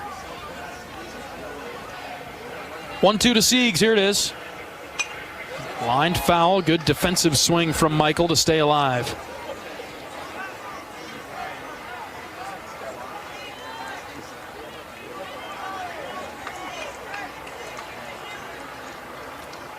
Moeffler on deck for the Hawks. 1-2 to Seegers. Fly ball to center. Center fielder having trouble with it. It's going to get down in front of him. Boy, right into that little triangle of the right fielder, center fielder, and second baseman coming together. And Michael's on with a 2-out single. Boy, finally catch a break there is breaking ball low and away. Michael stayed with it. The ball's down below the zone. He doesn't hit it very good, but he hits in the spot where even shaded that way. Arnone had no chance to get all the way over there. Fell into the little Bermuda Triangle. Hawks have life in the 8th. Here's Will Moeffler with 2 outs. Tying run. Down 3-1. First pitch to Will. Curveball for a strike. Right down the middle. That's the slowest we've seen it today. 67. Took something off of it. I don't know what you... I mean, you have to generate all your own speed to hit that thing out. 0-1 to Will. Base hit into right. Seegers has to stay put at second base. And a couple of runners on for Ben Wilmus now. We'll have a pinch runner for Moeffler. He shot that thing through the right side. Speedy Ben Swales will come in to be the pinch runner. You've mentioned it, John. 9 hits for Iowa, but 5 of them with 2 outs. Can the Hawks convert the 2-out rally? They've started a few. Convert one now. Yeah, you just don't get multiple chances to get it done. Ben Wilmus will be the batter. Ben Swales the pinch runner at first. Michael Seegers is out there at second. Brief mound visit for Northwestern. Northwestern does have a guy with 2 saves. He also has 2 starts, so you get to that point of they just kind of do whatever needs done to win a game. And McClure's been really, really good. So I don't blame him for giving him the opportunity here. But he's missed in the middle a couple times now, and Iowa's making him pay. Yeah, that was a fastball that Moeffler took out there. 101. Ripped it into right as a fastball right in the middle of the plate. See all right. Ben can do the same thing. Yes. Here's Ben Wilmus. First pitch to him. Inside for a ball. Almost hit him, but had enough break to stay away from his jersey and his front elbow. Ben wasn't afraid to stand there on the 67-mile-an-hour pitch. 1 ball, no strikes. The pitch to Wilmus. Strike 1, outer third. Boy, they are playing Ben to pull on the infield. Huge gap right where Moeffler hit it a moment ago, in between first and second. Yeah, he laces one to right center field, and we have a tie game. 1-1. Ground ball, base hit into right. Seegers is around third. He'll score. Swales stays put at second base. Wilmus brings the Hawkeyes within 1 on the base hit to right. Swales doesn't get to third because that line drive 107 off the bat nearly put a hole in him. He had to stop to avoid it, so didn't really get a good running start. That'll give Cade Moss a chance here. Hawks back to within 1. Here's Cade. Iowa down 3-2, and the catcher Markinson will go out and talk with McClure. Runners at first and second. 2 outs for Captain Cade. They're looking down to the bullpen. I think this is a delay tactic here as the head coach pops out of the dugout. That will initiate the change. The Wildcats will go to the bullpen. Iowa inching closer. It's 3-2. Hold on a minute. There's some discussion. As the umpire is talking with the coach now, and yes, they are making a pitching change. 3-2 Northwestern. They've got the lead in the bottom of the 8th, but Iowa has runners on first and second and 2 outs. We'll take a pitching change break. We're back in a moment. This is Hawkeye Baseball from Learfield. Does your company attire make you feel like you're always fourth and long? It's time for a change. Hand the ball off to Authentic Brand and watch your team transform into MVPs. On game days, our team dresses like champions in Authentic Brand. Ensure that your company's reputation remains untarnished by using nothing but the label specifically designed to display your company's identity. Ask your supplier for Authentic Brand products and see for yourself why it's more than just a label. It's a statement. Tickets are on sale now for the Hy-Vee IndyCar Race Weekend Concert Series. Saturday, July 13th, see Luke Combs and Eric Church. And Sunday, July 14th, see Post Malone and Kelsey Ballerini live in concert. 1 ticket per day gets you into a race and 2 concerts. Tickets on sale now at HyVeeIndyCarWeekend.com.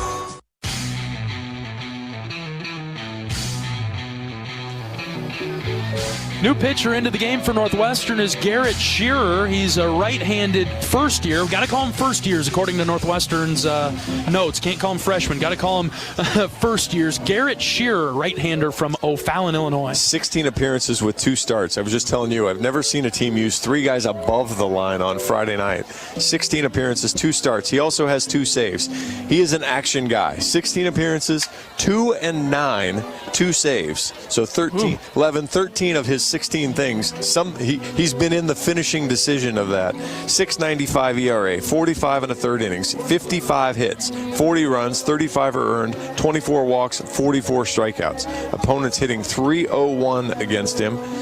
As he comes into the game, he's got a fastball that's in the low 90s. He's got a slider. He's got a changeup. Kind of throws it a little bit on that 3/4 delivery slot.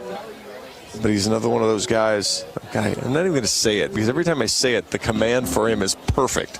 So we're not even going to go there. So it's just try to get used to the fastball timing and see if you can get one in the middle. The batter, the catcher. Pending eruption from this Iowa crowd if the Hawkeyes can find a way.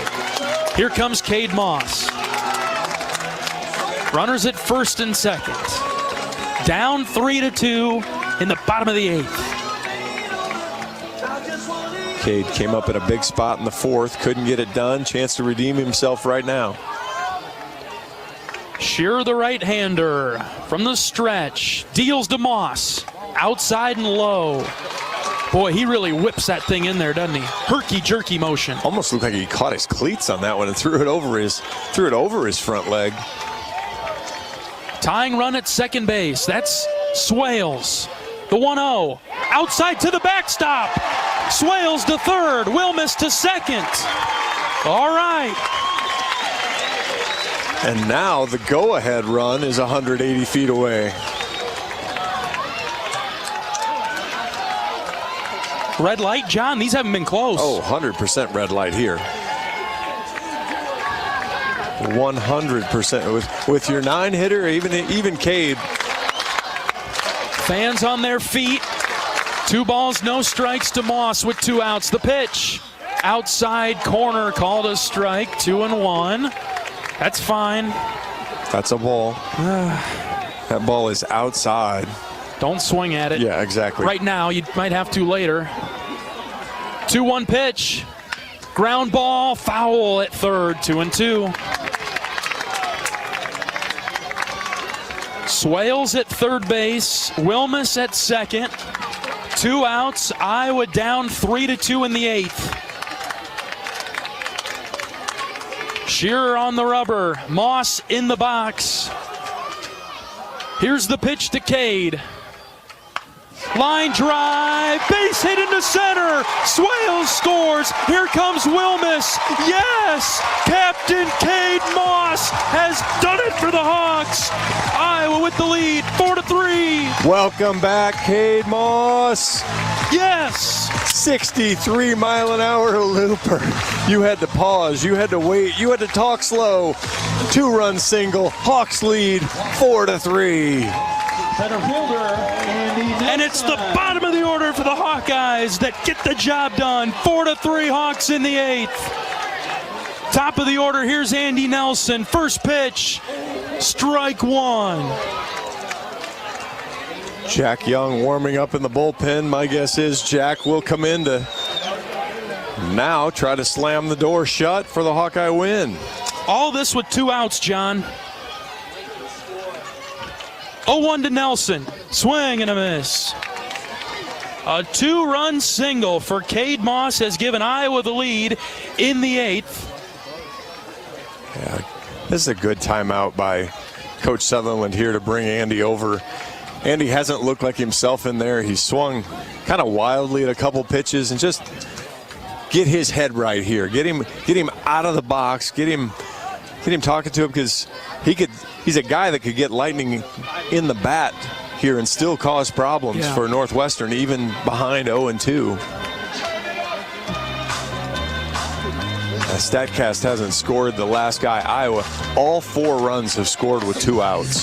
Yep. Reese Moore popped up, Mitchell grounded out, then Seegers with a 2-strike single, Moeffler with a single, Wilmus with a single, and Cade Moss just gave Iowa the lead with a single. 0-2 pitch to Nelson. Here it comes. Called third strike, outside edge.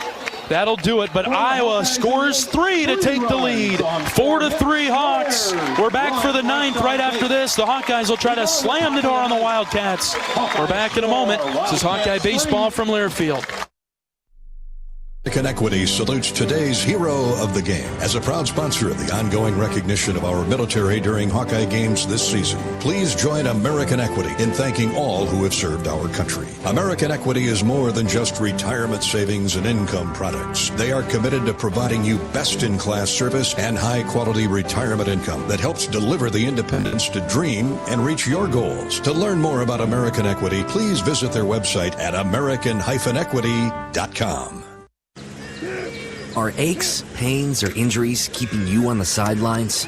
At Athletico, our movement experts are here to help you turn your setbacks into comebacks and create a personalized game plan for your recovery.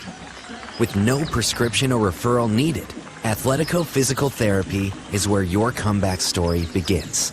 Get started today by scheduling a free assessment at athletico.com. Proud partner of the Iowa Hawkeyes.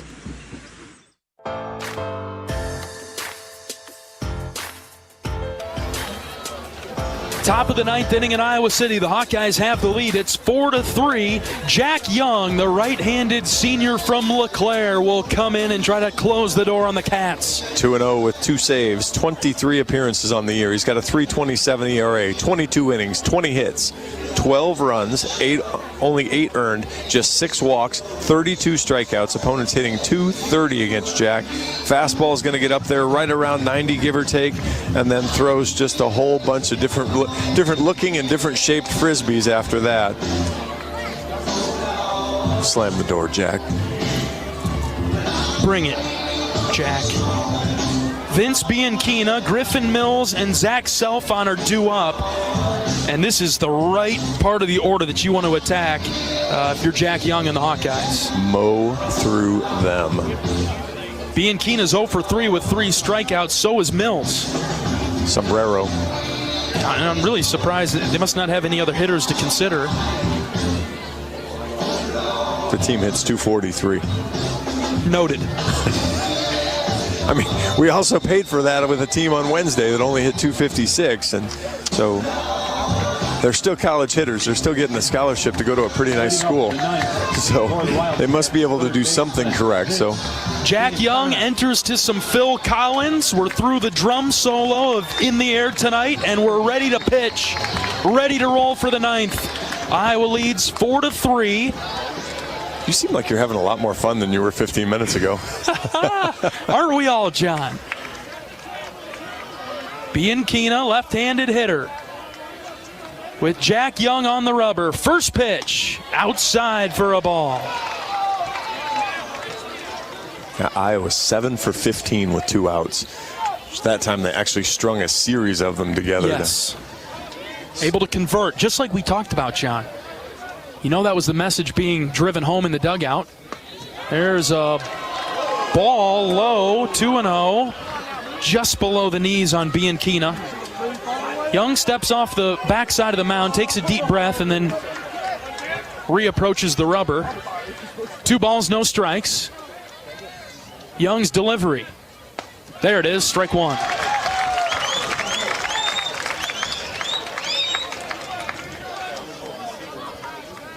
Defensive sub for the Hawkeyes. Connor Hennings is in left.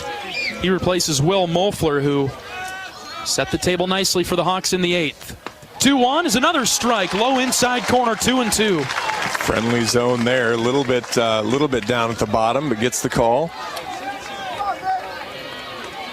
Young's worked his way back to even the count. We'll see if we get that slider now. What do you think? Oh, yeah.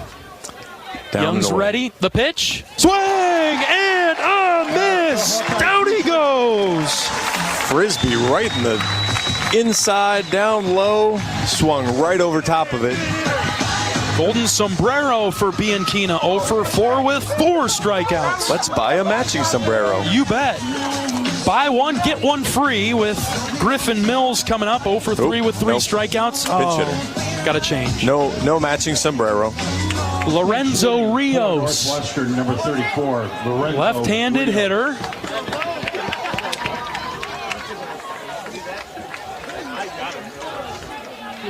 Rios batting .237, 38 at-bats on the season.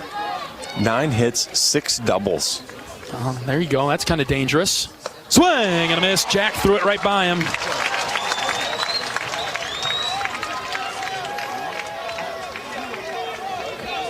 Looks like he's couple of sacrifice hits. So a guy that's used late in games. Strike 2 from Young, right at the knees. Friendly zone there, as it might have been on the bottom side of a knee. But now you're in charge. Do not get this ball over the plate. The 0-2 from Young.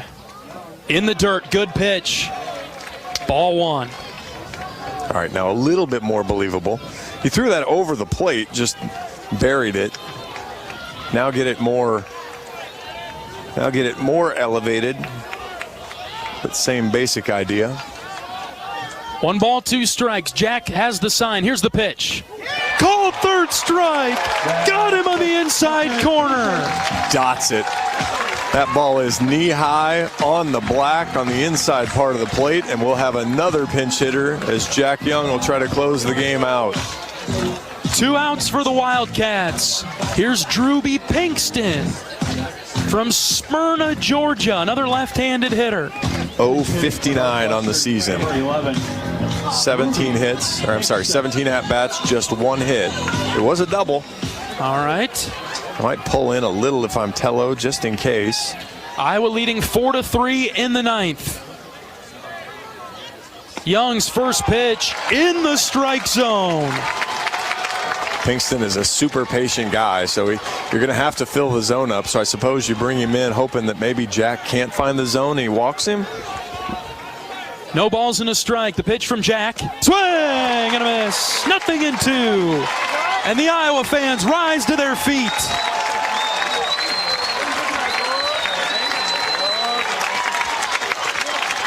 No balls, 2 strikes with 2 outs. Young comes set. The pitch. He leaned into that. He's out! And he's out! And Northwestern's coach comes sprinting down the third baseline to review it. I believe we'll have a review, but for right now, he's called out. That pitch is a strike. He 100% turned into that pitch. That ball is a strike. And I don't think he can review that part of it. Iowa stormed out of the dugout. And they'll have to be sent back. What an anticlimactic way this would end. My goodness. Hey, we're going to take it, though. Whatever. That ball is a strike. TrackMan has that on the inside part of the plate. It is a strike. So you're going to tell me he didn't lean into it and get hit by it. Umpires are meeting in front of the mound. And they'll review it. Yeah, reviewable plays, hit by pitch, which includes the intent of the batter. And so even if the umpire calls it a strike, he was hit by the pitch, so they can review it. Gonna send it down to the review. Yeah, your call got just butchered right there. It's all right, John. I don't mind. Well, I mean, because if you remember, you weren't in Jacksonville. The Davis Cop, where Davis chicken winged it a little bit, got punched out for the last out of the game. Yeah. Or maybe it was just an out in the ninth. This is going to be the last out of the game. I wish the umpire could. I wish one of the replays was, here's TrackMan, it was a strike. Because then it doesn't matter. Yeah. Even if he. No, you're right. Interesting, though, that he's not gone down to first.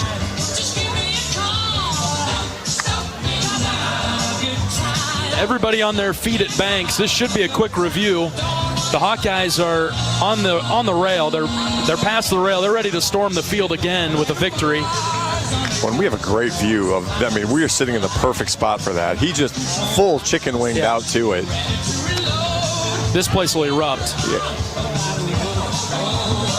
So I mean, I wasn't terribly surprised that Gable Mitchell was called safe, but that was because to overrule, I wasn't sure. This one, I just don't see any way that they're going to overturn the call that he was out at the plate. That was good, quick speed from the third base coach, though. He was down the line. You bet. Yeah, Iowa dugout's milling. They're ready to take off to the mound. Farther and farther out.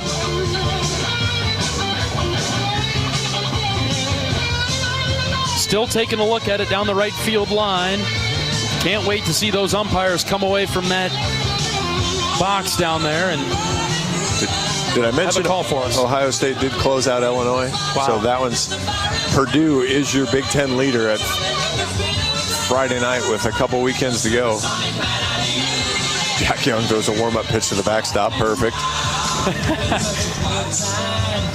What's taking this so long, John? They must really be going back and forth. We're making sure, but that's in Iowa's favor. If it takes this long, to me. All right, here we go. Umpires emerging. The crowd will help us out a little bit here. Here's the call. Long walk from right field. Umpire with the mask removed looks and addresses. He is out! That's a Hawkeye t-shirt and game over! Hawks win it 4-3. 4 Northwestern 3. It wasn't pretty, but boy, it's a win Iowa needed. And what a gritty comeback. Great job from Northwestern, man. The pitching staff was phenomenal. They were really good. Iowa matched them, and unfortunately for Northwestern, great for Iowa. Strung together some runs, some hits there at the end to get some runs. Some comeback wins for the Hawks this week. Yeah, that's whoa. Getting one there after trailing in the 7th. That's a first. Tuesday was after the 6th. Today's after the 7th. I don't know if I want to push it to after the 8th. Let's save that one for later. Iowa beats Northwestern 4-3 in a thriller in Iowa City in front of a packed house of 1,500 at Banks. We're back right after this. This is Hawkeye Baseball from Learfield. If you or someone you know is having thoughts of suicide, experiencing a mental health or substance use crisis, or just need someone to listen, 988 provides a direct connection to free, confidential, and compassionate support. When you call, text, or chat 988, you'll be quickly connected to trained crisis counselors who will listen to your concerns, provide support, and connect you to additional resources if needed. There is hope. You are not alone. For 24/7 support, call or text 988 or chat 988lifeline.org. At MidAmerican Energy, our 1.6 million customers depend on our energy 24/7. That's why we work 24/7 to deliver the safe, reliable energy you need. To keep our 99.9% reliability record, we're enhancing our technology, improving resiliency, and investing in critical infrastructure. We're generating power from all available resources to cover any increases in demand. And we're innovating to ensure you always have the energy you need. MidAmerican Energy, obsessively, relentlessly at your service.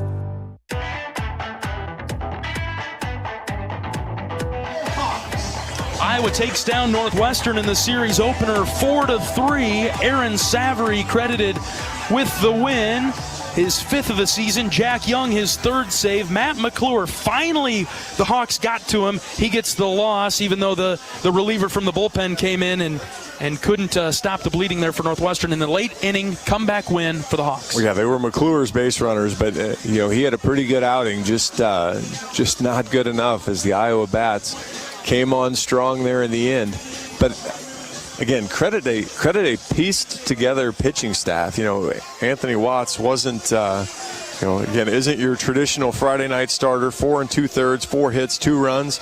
Aaron Savory came in, did a nice job. 3 1/3, 3 hits and a run. And then, of course, Jack Young slams the door by weirdly striking out the side. That's what a Friday game is supposed to be like, right? In terms of the pitching? I believe so. I mean, Iowa ended up with 11 hits, so it wasn't like Iowa was struggling for base runners or opportunities, just struggling to stretch it all together and score runs. But to your point, Beneke 4 innings, 1 hit. It was an unearned run. McClure 3 2/3 ended up giving up 3 earned runs. Because his guy Shearer couldn't close the door. And once we got to the 5th, every pitch felt like there was so much pressure behind it. Right, and that's a great job again from Iowa to stick with it, because there's some pressure, there's some what could go wrong in the dugout, but they stuck with it. They kept putting the pressure on and got it done. All right, we'll be back right after this. Associate head coach Marty Sutherland will join us in a moment. This is Hawkeye Baseball from Learfield. Nestled on the rolling greens of the iconic Finkbine Golf Course, Bumps Restaurant is open to the public year-round. Whether you're swinging by after a round of golf or just in the neighborhood, Bumps is your go-to spot for scrumptious sandwiches, shareable appetizers, and mouth-watering pizzas. Quench your thirst with our selection of local craft beers, or let our full bar serve you a refreshing cocktail to toast to your game, or just because it's 5 o'clock somewhere. Our happy hour from 2 to 6 p.m. is the perfect 19th hole. Be sure to follow us on Facebook and Instagram to catch our latest daily specials. And here's a little insider secret just for our radio listeners. Thursdays are not to be missed at Bumps Restaurant. It's BOGO Happy Hour. Buy one, get one free on select beverages from our happy hour menu. Whether you're a diehard golfer or just love a great meal with a view, Bumps Restaurant at Finkbine Golf Course is your destination. We're currently open Wednesday through Saturday. Swing on by today. Bumps at Finkbine Golf Course. Great food, great drinks, and the best views in town. See you at Bumps.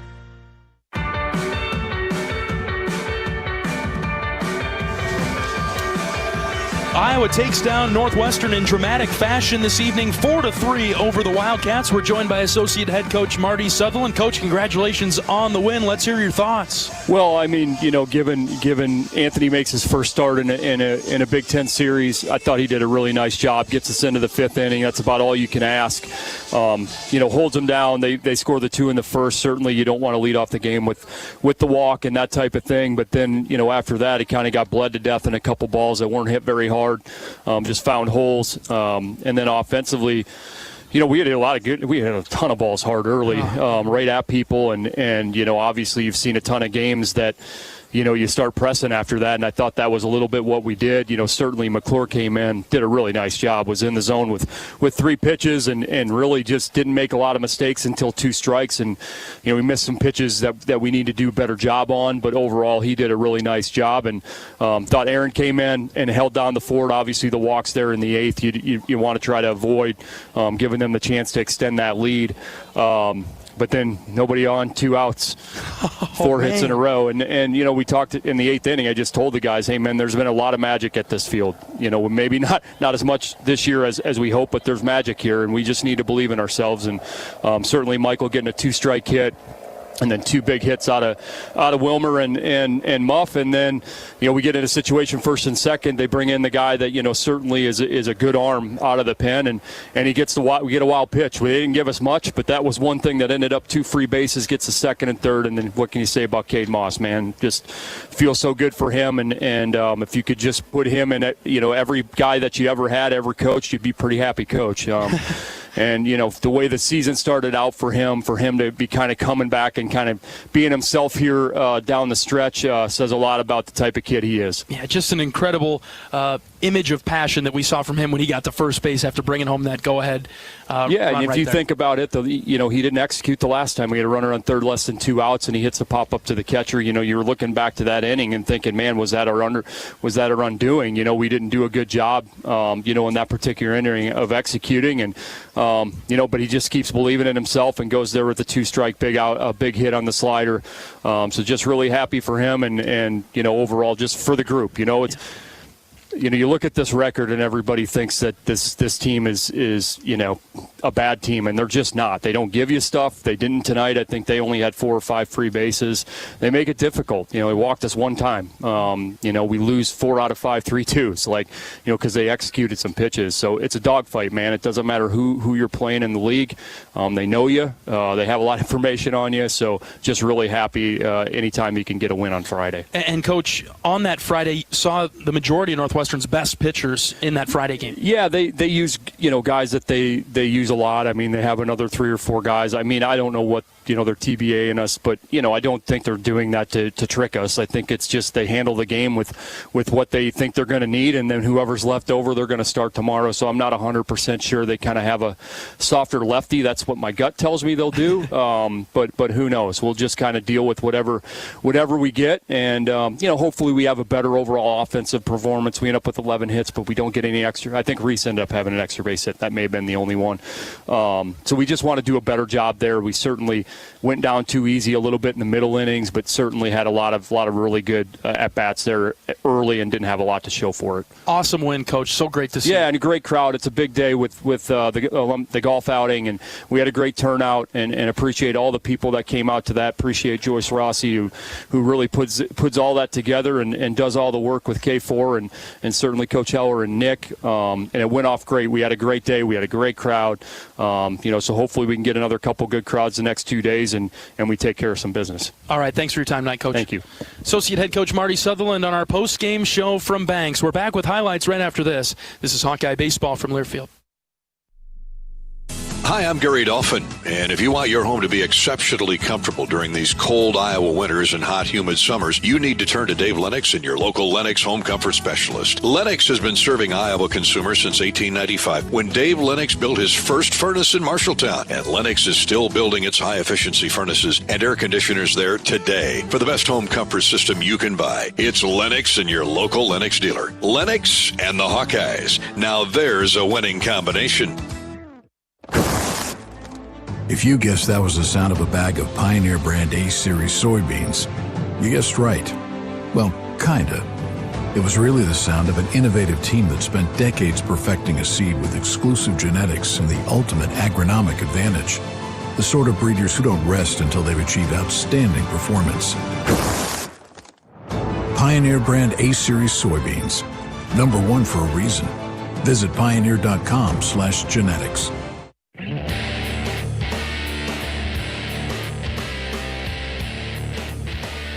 It was a thriller in Iowa City tonight. The Hawkeyes take down the Wildcats late. 4-3. Iowa picks up the win. Let's relive the highlights. Runner on the move, pitches outside, throw down to second is in time. A great throw from Cade Moss to his buddy Michael Seegers out there at second base. And that'll do it for the top of the first inning.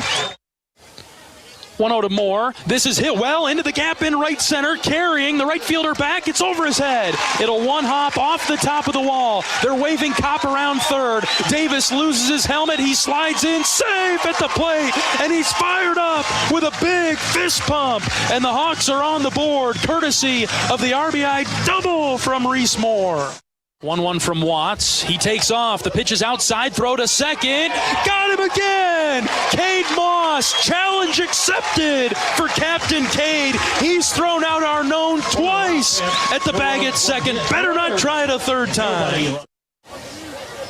Long pause. Savary comes set. Here's the 1-1. Ground ball off of Savary's glove. Right to Gable Mitchell. He flips it to second for one. Over to first. Double play. How about that? 2-1 Wildcats in the 8th. First pitch from Savary, ground ball to short. Seegers flips it to second for one. Over to first, double play. Yes! Ground ball, base hit into right. Seegers is around third. He'll score. Swales stays put at second base. Wilmus brings the Hawkeyes within one on the base hit to right. Line drive, base hit into center. Swales scores. Here comes Wilmus. Yes! Captain Cade Moss has done it for the Hawks. Iowa with the lead, 4-3. No balls, 2 strikes with 2 outs. Young comes set. The pitch. He leaned into that. He's out! And he's out! Iowa wins a thriller tonight, 4-3 to start the series off on the right foot against the Wildcats. We'll do it again tomorrow from Banks, 2:05 first pitch. Join us for Game 2 of the series against Northwestern. All right, that'll do it for our coverage of Iowa Hawkeye baseball tonight. For my great board op down the line, Michael, excellent job as always. My color analyst, John Evans. I'm John Leo, saying so long from a packed Dwayne Banks Field tonight, where Iowa knocks off Northwestern 4-3. Every day's a great day to be a Hawkeye, and some are just a little bit better than others. Take care, everybody. Hawkeye Baseball has been brought to you by Hy-Vee. Score big savings with the new Hy-Vee Perks membership. University of Iowa Healthcare. Changing medicine, changing lives. Oak Knoll Retirement Community. Homewood Suites and Home 2. Hawk fans, experience your home away from home at Coralville's finest all-suite hotels. Iowa Corn. You might think Iowa just grows corn, but the truth is, corn grows Iowa. Brought to you by Iowa's corn farmers of the Iowa Corn Growers Association and the Iowa Corn Promotion Board. Also brought to you by Mediacom, home of extreme and 1 gig internet speeds. Wimmer's Meats, the official hot dog of the Hawkeyes. Travel Leaders, Destinations Unlimited, the official travel partner of the Hawkeyes. And by Bud & Mary's. There's no THC cap on Iowa medical cannabis, and getting a card is fast and easy online. Get your medical card today. Visit budmary.com. The preceding has been a Learfield presentation on the Hawkeye Sports Network.